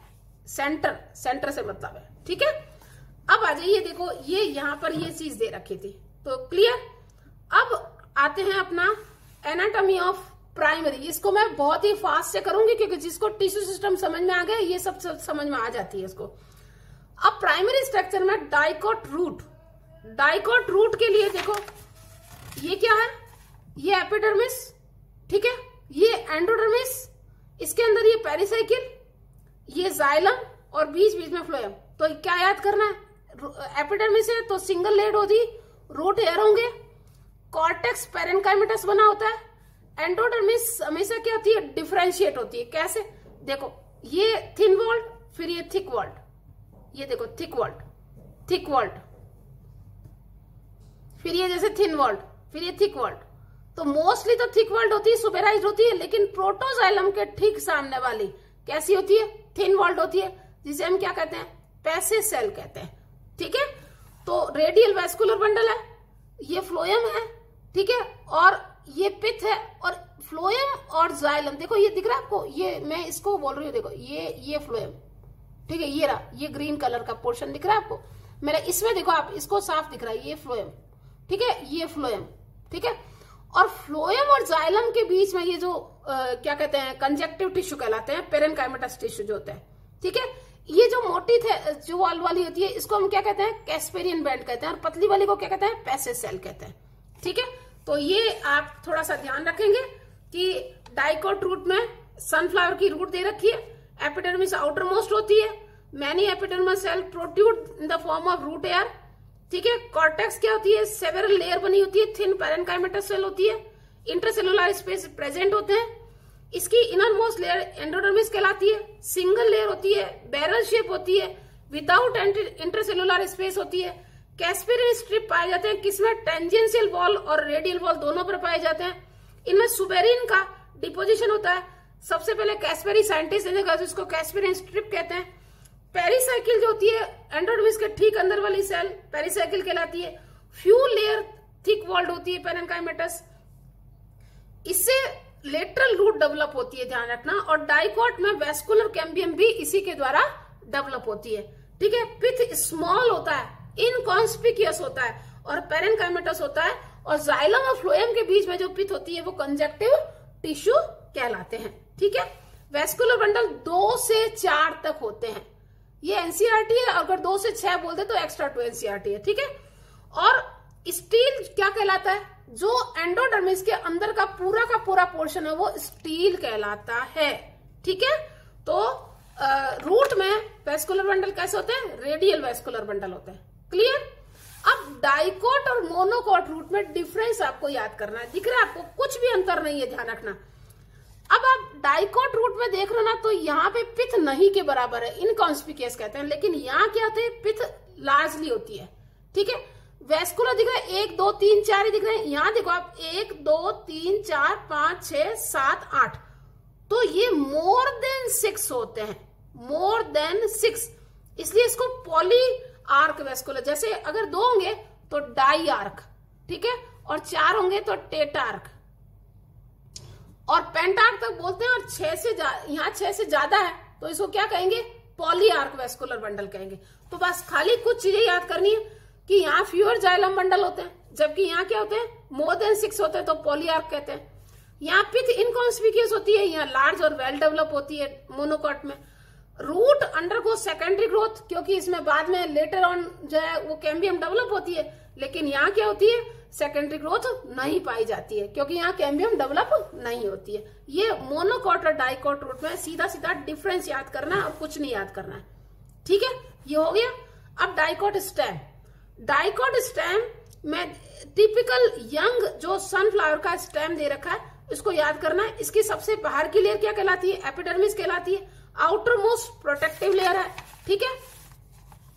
फिर इसके जो है क्यूटिकल द्वारा कवर्ड रहती है। तो देखो ये एपिडर्मिस हो गई, ठीक है, ये एपिडर्मिस है आउटर मोस्ट, और ये क्यूटिकल द्वारा कवर्ड रहा है, ये क्यूटिकल द्वारा कवर्ड रहती है। लिख नहीं रखा है, ध्यान रखना, ये देखो लिख नहीं रखा, आपको ध्यान रखना, ये पतली सी ऊपर लेयर है, ये क्यूटिकल है, ठीक है। इसमें फ्यू स्टोमेटा होते हैं, इस चीज को विशेष ध्यान रखना, क्योंकि बच्चा इस चीज को गौर नहीं करता, क्योंकि रूट एयर तो गौर कर, मतलब लीफ में तो स्टोमेटा गौर कर लेता है, पर यहाँ गौर नहीं करता, तो फ्यू स्टोमेटा होता है, ठीक है। फिर जो है क्या कहते हैं, एपिडर्मिस के ठीक अंदर जो कुछ लेयर की जो है किसकी बनी होती है, कॉलन काइमा की, ये लेयर क्या कहलाती है, हाइपोडर्मिस कहलाती है। और हाइपोडर्मिस के अंदर पैरेनकाइमेटस जो होती है वो जनरल कॉर्टेक्स कहलाता है। तो हाइपोडर्मिस मतलब कुल मिलाकर एपिडर्मिस के नीचे कॉलन काइमा की हाइपोडर्मिस, और फिर जनरल कॉर्टेक्स जो पैरेनकाइमा का बना होता है, और इसकी इनर मोस्ट लेयर हुआ है वो एंडोडर्मिस कहलाती है। एंडोडर्मिस के अंदर ये दिख रहा है आपको, ऐसे देखो एंडोडर्मिस, देखो ये ऐसे स्पाइरली, मतलब मैं क्या कहूँ वेवी है ना, तो ऊपर ऐसे ऐसे दिख रही है। तो वेवी के ठीक नीचे वाला पोर्शन ये स्क्लेरेनकाइमेटस पेरिसाइकिल होती है, ये स्क्लेरेनकाइमेटस स्क्लेरेन, लेकिन इसके बीच में होती है ना पैरेनकाइमेटस होती है। तो इसकी पेरिसाइकिल जो होती है वो डिफरेंशिएटेड होती है। ये स्क्लेरेनकाइमेटस वाला पोर्शन है ना, ये वेस्कुलर बंडल के ठीक ऊपर होता है, तो इसलिए इस पेरिसाइकिल पार्ट को हम बंडल कैप भी कहते हैं। समझ में आ गई। और अब आ जाओ, अगला क्या होता है, ये देखो ये फ्लोएम हो गया, ये कैम्बियम हो गया। अब मेटाजाइलम बाहर, ये सब बातें पहले भी हो चुकी है। प्रोटोजाइलम अंदर, यानी कि एंडार्क वेस्कुलर बंडल है ना। तो वेस्कुलर बंडल रिंग में अरेंज होते हैं, ये कैरेक्टरिस्टिक फीचर है डाइकॉट स्टेम का, है ना। पिच लार्ज होती है, और ये जो है फ्लोएम, जाइलम और कैम्बियम है, और ये एंडार्क है। ये सारा का सारा आपको समझ में आना चाहिए, क्योंकि फास्ट स्पीड में कर रहे हैं तो थोड़ा ध्यान रखना है। मोनोकॉट और डाइकॉट में क्या होता है, देखो ये एपिडर्मिस, ये हाइपोडर्मिस। अब हाइपोडर्मिस इसमें किसकी होती है, स्क्लेरेनकाइमा की होती है। किसकी होती है, स्क्लेरेनकाइमा की। वेस्कुलर बंडल इसमें पूरे बिखरे हुए हैं। यहाँ देखो आपने देखा कि हाइपोडर्मिस, कॉर्टेक्स, एंडोडर्मिस, पेरिसाइकिल, लेकिन यहाँ ऐसा कुछ भी नहीं है। हाइपोडर्मिस है, उसके बाद पूरा ग्राउंड टिश्यू है, पूरा का पूरा पैरेनकाइमा का बना होता है। वेस्कुलर बंडल देखो, जैसे यहाँ पे वेस्कुलर बंडल अगर आप बनाओगे ना, तो ये यूं बनाओगे, ये मेटाजाइलम और ये प्रोटोजाइलम, ऐसे प्रोटोजाइलम है ना, और इसके ऊपर कैम्बियम, ये कैम्बियम, ठीक है, और इसके ऊपर फ्लोएम। लेकिन यहां जब बनाओगे ना, तो ये देखो, ये फ्लोएम, ये मेटाजाइलम और प्रोटोजाइलम जो है वो डिसॉल्व हो जाता है। ये मेटाजाइलम है, ध्यान रखना, ये मेटाजाइलम है, ठीक है, और ये प्रोटोजाइलम डिसॉल्व हो गया तो ये लाइसोजिनस कैविटी बन जाती है, ठीक है। और इसके बीच में भी यहाँ कंजेक्टिव टिश्यू है, और ये स्क्लेरेनकाइमा टिश्यू द्वारा ये क्या होता है, कवर्ड रहता है। स्क्लेरेनकाइमेटस बंडल शीथ पाई जाती है, ठीक है।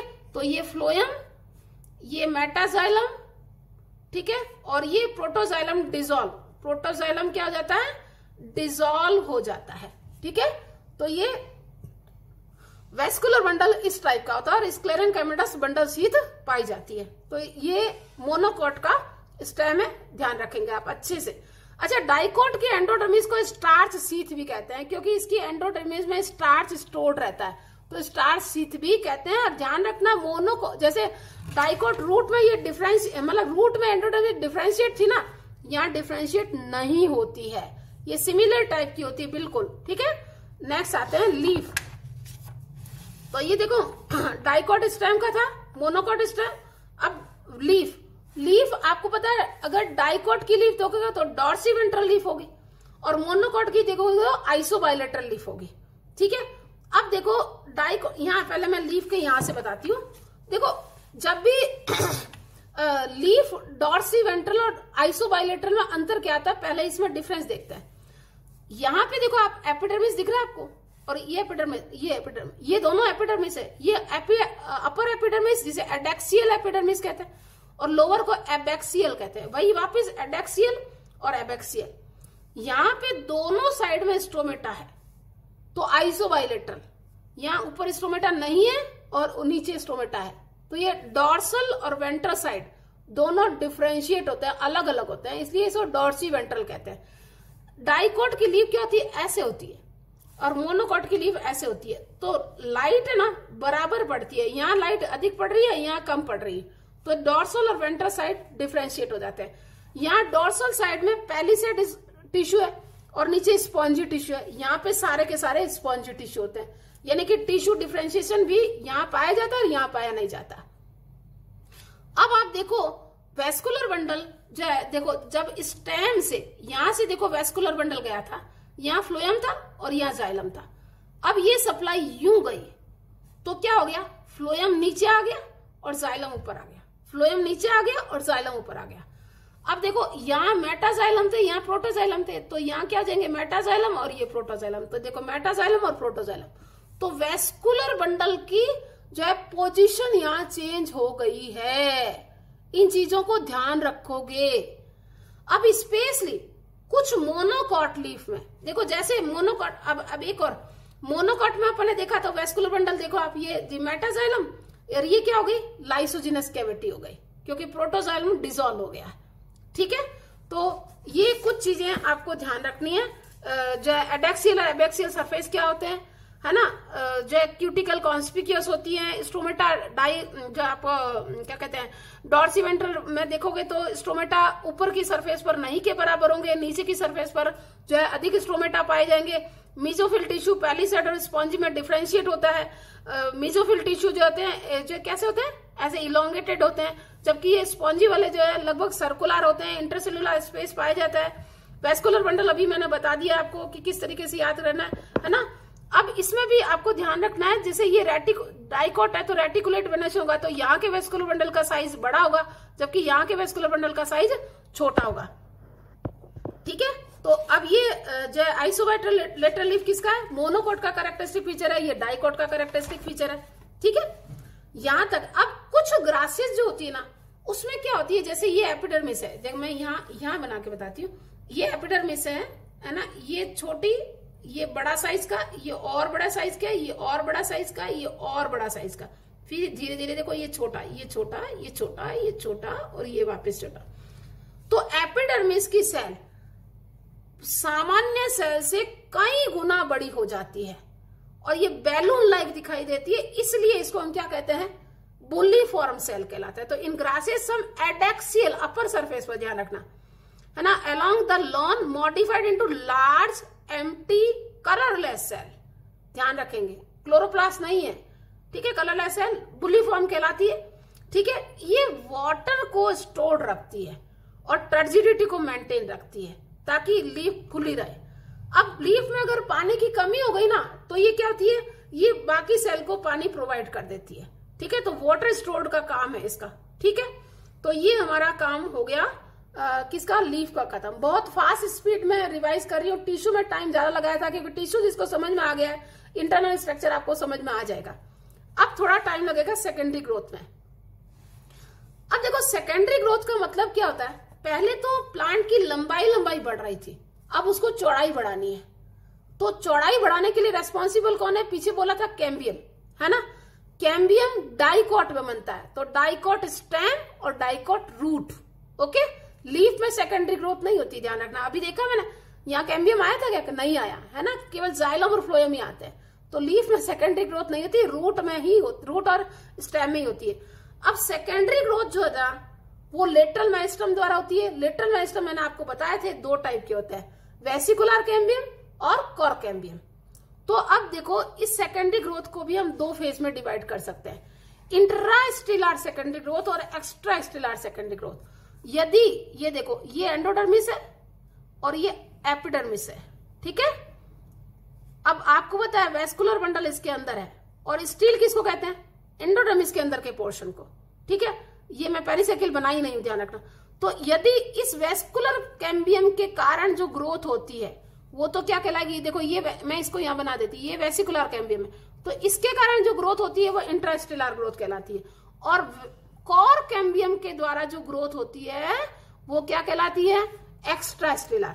ये क्या बनाई मैंने, कॉर्क कैम्बियम, जिसे क्या कहते हैं, फेलोजन भी कहते हैं। और ये क्या बनाया मैंने, वेस्कुलर कैम्बियम। ठीक है, तो इंट्रास्टेलर सेकेंडरी ग्रोथ और एक्स्ट्रास्टेलर ग्रोथ, तो ये वेस्कुलर कैम्बियम के कारण, इंट्राफेसिकुलर कैम्बियम और इंटरफेसिकुलर कैम्बियम, ये दोनों मिलकर क्या बनाती है, वेसिकुलर कैम्बियम बनाती है।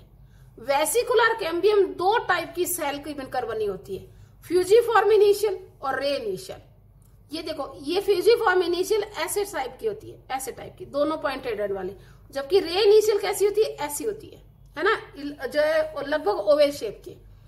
ये लॉन्ग और नैरो एंड वाली होती है, पेरिक्लाइनल और टेंजिशियल डिवीजन करती है, और ये बनाती है जाइलम और फ्लोएम। जबकि रे इनिशियल क्या बनाती है, पेरिक्लाइनल डिवीजन करती है, और ये बनाती है सेकेंडरी मेडुलरी रे। ठीक है, तो पेरिक्लाइनल और ट्रांजिशनल डिवीजन द्वारा ये दोनों टाइप, मतलब डिफरेंट टाइप से इनकी एक्टिविटी होती है। मैं अभी नेक्स्ट डायग्राम में बताऊंगी, इसको डायग्राम बताऊंगी। ठीक है, अब आते हैं, ये एक्स्ट्रास्टेलर ग्रोथ मैंने अभी बोला था कि किसके कारण होती है, कोर कैम्बियम के कारण। अब देखो, आपको थोड़ा ध्यान रखना है, मैं डायग्राम से बनाती हूँ क्योंकि डायग्राम से जल्दी क्लियर होगा आपका।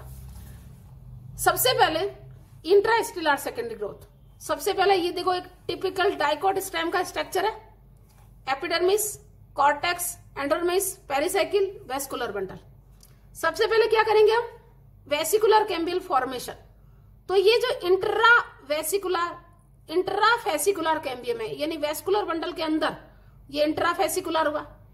अब जब ग्रोथ स्टार्ट हुई, एक्टिविटी स्टार्ट हुई, है ना, तो क्या हुआ, दो वेस्कुलर बंडल के बीच की जो मेडुलरी सेल है ना, ये सेल एक्टिव होगी, और एक्टिव होगी मतलब मेरिस्टेमेटिक नेचर डेवलप कर लेगी, और ये इंटरफेसिकुलर कैम्बियम कहलाएगी। ये इंटर इंटर इंटर इंटर, और ये इंट्रा इंट्रा इंट्रा और इंट्रा। अब इंटर और इंट्रा फ्यूज होगी और क्या बना देगी, वेसिकुलर कैम्बियल रिंग बना देगी। तो ये सबसे पहला स्टेप क्या है, formation of vesicular cambium ring. तो इस चीज में देखो, आप स्क्रीनशॉट ले सकते हैं और आप इसको ढंग से पढ़ सकते हैं। अब आता है अगला, वेसिकुलर कैम्बियम रिंग। मैंने अभी पीछे बोला था कि दो टाइप की सेल की बनी होती है, लेकिन ध्यान रखना है इसकी एक्टिविटी भी अलग अलग होती है। ये बाहर की तरफ कम एक्टिव होती है और अंदर की तरफ अधिक एक्टिव होती है।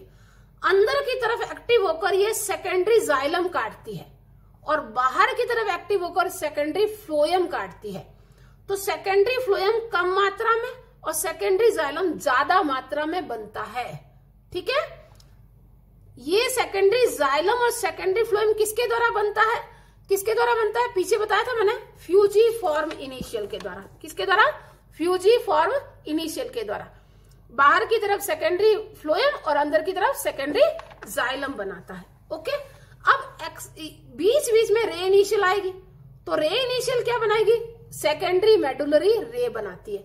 तो ये देखो, अब क्या होता है, जब ये सेकेंडरी जाइलम और सेकेंडरी फ्लोएम बन रहा होता है, तो प्राइमरी फ्लोएम और प्राइमरी जाइलम डिस्ट्रॉय होते रहते हैं, लेकिन कुछ मात्रा में ये बचे हुए पड़े रह जाता है। तो ये रिमेनिंग प्राइमरी फ्लोएम और ये रिमेनिंग प्राइमरी जाइलम। ओके, अब आता है देखो, जब ये एक्सेस में सेकेंडरी जाइलम बन जाता है, तो ये क्या होगा, प्रेशर बाहर लगेगा, ये प्रेशर लगाएंगे बाहर, तो ये बाहर की जो प्रोटेक्टिव लेयर है ना, ये डिस्ट्रॉय हो जाती है। तो इसका मतलब हमें नए प्रोटेक्टिव लेयर की रिक्वायरमेंट होगी। तो अब इस रिक्वायरमेंट को पूरा करने के लिए यहाँ एक और कैम्बियम रिंग की रिक्वायरमेंट पड़ेगी, और वह रिक्वायरमेंट कौन पूरा करती है, कोर कैम्बियम पूरा करती है। ठीक है, तो पहले हम क्या बनाएंगे, जो है यहाँ देखो वर्णन दे रखा है, सबसे पहले क्या बने यहाँ, वेसिकुलर कैम्बियम रिंग। तो वेसिकुलर कैम्बियम रिंग का बनना और इसकी एक्टिविटी यहाँ पे दे रखी है, जो मैंने इस डायग्राम से आपको समझाई है। क्लियर। अब दूसरी है कौन सी, पहले मैं इसको बनाऊंगी, ये बाद में बताऊंगी। ठीक है, दूसरा क्या है, एक्स्ट्रास्टेलर सेकेंडरी ग्रोथ। ठीक है, किसके कारण होती है, एक्टिविटी ऑफ कोर कैम्बियम। जो यहाँ पे दे रखी है एनसीईआरटी में, मैं यहाँ इसको चार्ट से बता रही हूँ, ठीक है। तो ये मैंने अभी बोला था कि सेकेंडरी जाइलम अत्यधिक बनने के कारण प्रोटेक्टिव लेयर का नष्ट होना, इसके कारण यहाँ बाहर कोर कैम्बियम का बनना, तो ये कोर कैम्बियम बने। अब कोर कैम्बियम की एक्टिविटी वेस्कुलर कैम्बियम की एक्टिविटी के जस्ट उल्टी है। कैसे? वेस्कुलर कैम्बियम अंदर डेड और अधिक मात्रा में जाइलम टिश्यू काट रही थी और बाहर लिविंग और कम मात्रा में सेकेंडरी फ्लोएम काट रही थी। लेकिन कोर कैम्बियम पता है क्या करेगी? अंदर कम मात्रा में लिविंग सेकेंडरी कॉर्टेक्स काटेगी और बाहर अधिक मात्रा में डेड कॉर्क काटेगी। तो इसलिए इस चीज को विशेष गौर करना है आपको, ठीक है। तो ये क्या करना है कि जो है कॉर्टिकल, ये देखो स्टेम गर्थ कंटिन्यूस इंक्रीज हो रही है, आउटर कॉर्टिकल और epidermis get broken, so need new protective layer. Usually cortical region में बनती है, फेलोजन कपल लेयर्ड होती है, 2 सेल थिक होती है, ध्यान रखना, ठीक है। और made up of narrow thin walled nearly rectangular cell होती है और ये बोथ साइड में कट करती है, डिफरेंशिएट करती है। क्या करती है? जो है अंदर की तरफ फेलोडर्म यानी सेकेंडरी कॉर्टेक्स और बाहर की तरफ कॉर्क यानी फेलम, ये सुबेराइज्ड होती है। तो इम्प्रेसिव फॉर वाटर, क्यों? क्योंकि सुबेराइज्ड होती है। और अल्टीमेटली कोर कैम्बियम की एक्टिविटी के थ्रू ये जो दोनों लेयर, मतलब क्या होगी, देखो अब देखो थोड़ा सीक्वेंस देखना आप, बाहर कॉर्क, बीच में कोर कैम्बियम और अंदर सेकेंडरी कॉर्टेक्स, ये तीनों मिलकर जो लेयर बनाती है कॉमन, उसको कलेक्टिवली पेरिडर्म कहते हैं। तो पेरिडर्म क्या हुआ? ये तीनों लेयर मिलकर कहलाई। तो अब देखो अंदर तो क्या था? सेकेंडरी जाइलम, फिर वेस्कुलर कैम्बियम, फिर सेकेंडरी फ्लोएम। तो सीक्वेंस देखो आप, सीक्वेंस याद करना। देखो अभी ये जो कॉर्क बन गई ना, तो कुछ जगहों पर क्या हो गया, ये एपिडर्मिस रप्चर्ड हो गई। तो जहां पर ये रप्चर्ड हुई ना, पहली बात तो वो लेंटिसेल कहलाया। दूसरी, कोर कैम्बियम की एक्टिविटी इन छेद वाले स्थानों पर बदल जाती है। क्यों? क्योंकि कोर कैम्बियम बाहर डेड कॉर्क काट रही थी और अंदर लिविंग सेकेंडरी कॉर्टेक्स काट रही थी। लेकिन जहां जहां ये छेद दिख रहे हैं आपको, ये लेंटिसेल, वहां पर ये बाहर भी लिविंग टिश्यू काटेगी और उसे हम क्या कहेंगे? कॉम्प्लीमेंट्री टिश्यू कहेंगे, कॉम्प्लीमेंट्री टिश्यू कहेंगे। और ये जो शेप बन गया लेंस शेप, इनको हम लेंटिकल्स कहते हैं और ये वेंटिलेशन में काम आते हैं। अब आपका इसका सीक्वेंस याद रखेंगे, सबसे बाहर लेंटिसेल, फिर ये कॉम्प्लीमेंट्री टिश्यू, फिर ये कॉर्क, फिर ये कॉर्क कैम्बियम, फिर ये सेकेंडरी कॉर्टेक्स, फिर ये देखो प्राइमरी फ्लोएम, फिर ये वेसिकुलर कैम्बियम, ठीक है। और फिर ये क्या होगा? सेकेंडरी जाइलम, फिर ये रिमेनिंग प्राइमरी जाइलम, ठीक है। अब ध्यान रखना है अगला कॉन्सेप्ट, बार्क। बार्क क्या होता है? इस वेस्कुलर कैम्बियम के बाहर जो भी दिख रहा है आपको, क्या? Secondary phloem, primary phloem, secondary cortex, cork cambium, cork, complementary cell, lenticel, ये सब क्या है? बार्क कहलाते हैं। बार्क समझ में आ गई? बार्क के बारे में 2 कॉन्सेप्ट है। बार्क के बारे में 2 कॉन्सेप्ट है। क्या है? जो है अर्ली सीजन में बनती है, यानी स्प्रिंग सीजन में और लेट सीजन में, तो अर्ली बार्क और लेट बार्क। और दूसरा मैं क्या कह रही थी, पुराने कॉन्सेप्ट के अनुसार जो कोर कैम्बियम से बाहर बनती थी उसे बार्क कहते थे, तो उसमें केवल डेड टिश्यू होते थे। लेकिन जो नया कॉन्सेप्ट है ना, उसके अनुसार क्या है, जो वेस्कुलर कैम्बियम से बाहर बनते हैं, यानी कि ये अभी जो मैंने बोला था वेस्कुलर कैम्बियम से बाहर बनते हैं, वो बार्क बनाते हैं। तो इसका मतलब इसमें लिविंग टिश्यू भी होते हैं और डेड टिश्यू भी होते हैं। समझ में आ गई? ये बेसिक कॉन्सेप्ट ध्यान रखना है आपको, ठीक है। अब देखो इसके बाद जो मैंने बीच में अभी छोड़ा था, क्या? इसको आराम से ध्यान से, ये तो थी प्रोसीजर, किसकी? सेकेंडरी ग्रोथ की प्रोसीजर थी, इंट्रा स्टेलुलर सेकेंडरी ग्रोथ और एक्स्ट्रा स्टेलुलर सेकेंडरी ग्रोथ। तो इन डायग्राम्स को आराम से ढंग से देखो, मैं नीचे से ऊपर तक चल रही हूँ, ध्यान से देखना है, ठीक है, ध्यान से देखना है। ये इंट्रा स्टेलुलर और ये एक्स्ट्रा स्टेलुलर सेकेंडरी ग्रोथ, ओके। अब देखो जो इंट्रा स्टेलुलर सेकेंडरी ग्रोथ है ना, उसका रिजल्ट क्या था? सेकेंडरी कॉर्टेक्स और सेकेंडरी कॉर्टेक्स को हम वुड कहते हैं। सेकेंडरी कॉर्टेक्स को क्या कहते हैं? वुड कहते हैं। एनसीईआरटी में इस कैम्बियम एक्टिविटी के ठीक बाद यहां वुड का दे रखा है, मैं थोड़ा सा बाद में बता रही हूं। तो देखो वुड के लिए ये चार्ट आप बहुत अच्छे से ढंग से याद कर लेना। असल में वुड को अलग अलग बेस पर क्लासिफाइड किया गया है। एक तो कैम्बियम की एक्टिविटी के बेस पर जो है वुड के दो टाइप, क्या? स्प्रिंग वुड और ऑटम वुड। स्प्रिंग वुड जने फेवरेबल कंडीशन में बनने वाली, तो पहले स्टार्टिंग यहीं से होती है, इसलिए इसे अर्ली वुड या स्प्रिंग वुड कहते हैं। फेवरेबल कंडीशन बनती है, इस समय कैम्बियम मोर एक्टिव होती है और वो लार्ज साइज के एलिमेंट काटती है, तो इसलिए स्प्रिंग वुड देखो ये सारा यहाँ पे लिख रखा है, ठीक है। और ऑटम वुड जो होती है लेटर सीजन में बनती है, विंटर सीजन में बनती है, कैम्बियम कम एक्टिव होती है, इसलिए जो छोटे छोटे साइज के वेसल काटती है। तो स्प्रिंग वुड की जो डेंसिटी होती है वो कम होती है, ऑटम वुड की डेंसिटी अधिक होती है, इसलिए ये लाइटर कलर की होती है, जबकि जो है वो ऑटम वुड क्या होती है? डार्क कलर की होती है। लेकिन ये हमेशा होती है कॉन्सेंट्रिक, जैसे ये स्प्रिंग वुड, फिर ये ऑटम वुड, फिर ये स्प्रिंग वुड, फिर ये ऑटम वुड, ऐसे कंटिन्यूअस बनती रहती है, ठीक है। तो ये कॉन्सेंट्रिकली अल्टरनेट रिंग है। मैं जैसे मैं अर्लियर स्टार्ट यही होती है, तो ये स्प्रिंग वुड थी, स्प्रिंग रिंग लिख रही हूं मैं, और ये ऑटम रिंग, ठीक है। फिर ये स्प्रिंग रिंग, ठीक है, फिर ये ऑटम रिंग। तो ये अल्टरनेट होती है, एक साल में ये दो बनती है, तो ये दोनों मिलकर क्या कहलाती है? एनुअल रिंग कहलाती है। क्या कहलाती है? एनुअल, यानी ये एक एनुअल रिंग हुई, ये दूसरी एनुअल रिंग हुई, यानी annual ring first, annual ring second. तो इस एनुअल रिंग की संख्या को गिनकर हम प्लांट कितना जो है पुराना है, यानी एज ऑफ द प्लांट हम निकाल सकते हैं, ठीक है, जिसे हम डेंड्रोक्रोनोलॉजी कहते हैं।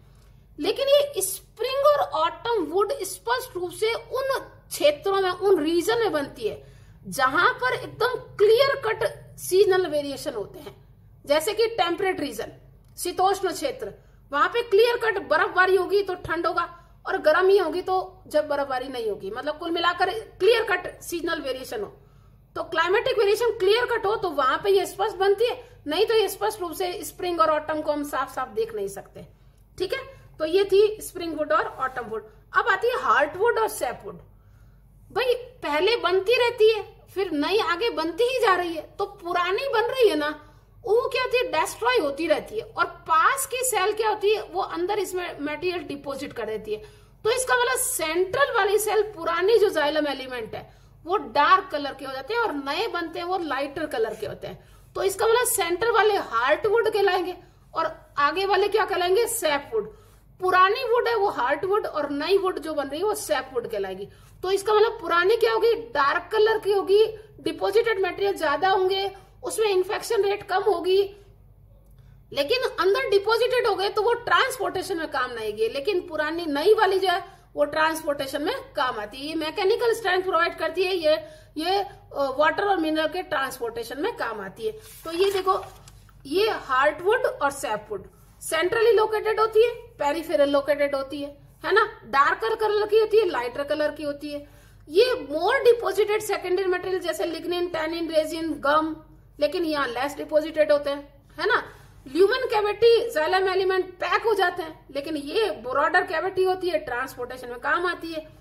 टाइलोसिस डेवलप हो जाता है। टाइलोसिस का मतलब क्या होता है? देखो जैसे ये देखो, ये जाइलम वेसल है ना, ये जाइलम वेसल है, और यहाँ क्या है? Xylem parenchyma. यहाँ आपको पता है इसमें स्टोर्ड मटेरियल था, ये क्या होता है? अंदर एंटर कर जाता है और ये ऐसे बेलून लाइक स्ट्रक्चर कर देता है। ये देखो, ये अंदर एंटर हो गया और इसने बैलून लाइक स्ट्रक्चर, जैसे यहाँ था तो ये यहाँ पे डेवलप कर दिया।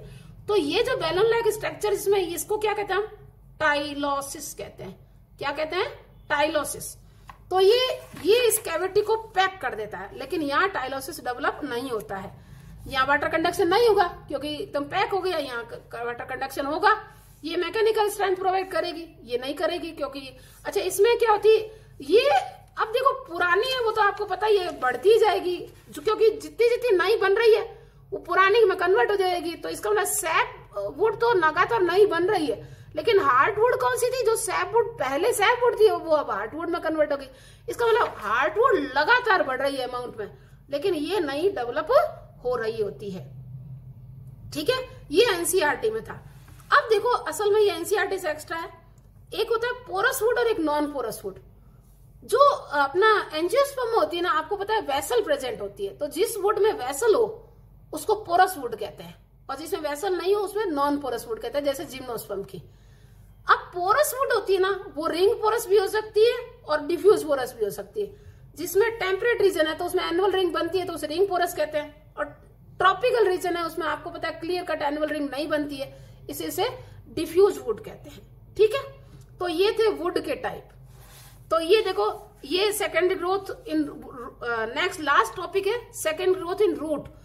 देखो बाकी करेक्टर तो क्या है कि जैसे स्टेम में सेकेंडरी ग्रोथ पड़ी है वैसी ही है, लेकिन कुछ करेक्टर थोड़ा सा ध्यान रखना है। कौन सा? सबसे जरूरी बात है कि कैम्बियम रिंग का फॉर्मेशन कैसा है। तो देखो इस डायग्राम से आप देख सकते हो कैसे ये जो रूट है ना उसमें क्या होता है। देखो जैसे मैं एक टिपिकल रूट का डायग्राम बनाऊंगा, आपको पता ही है, पीछे आप देख चुके हो। आपको क्या होता है, जैसे ये जाइलम, ये जाइलम, ये जाइलम और ये फ्लोएम है ना, तो ये एक टिपिकल रूट का डायग्राम है।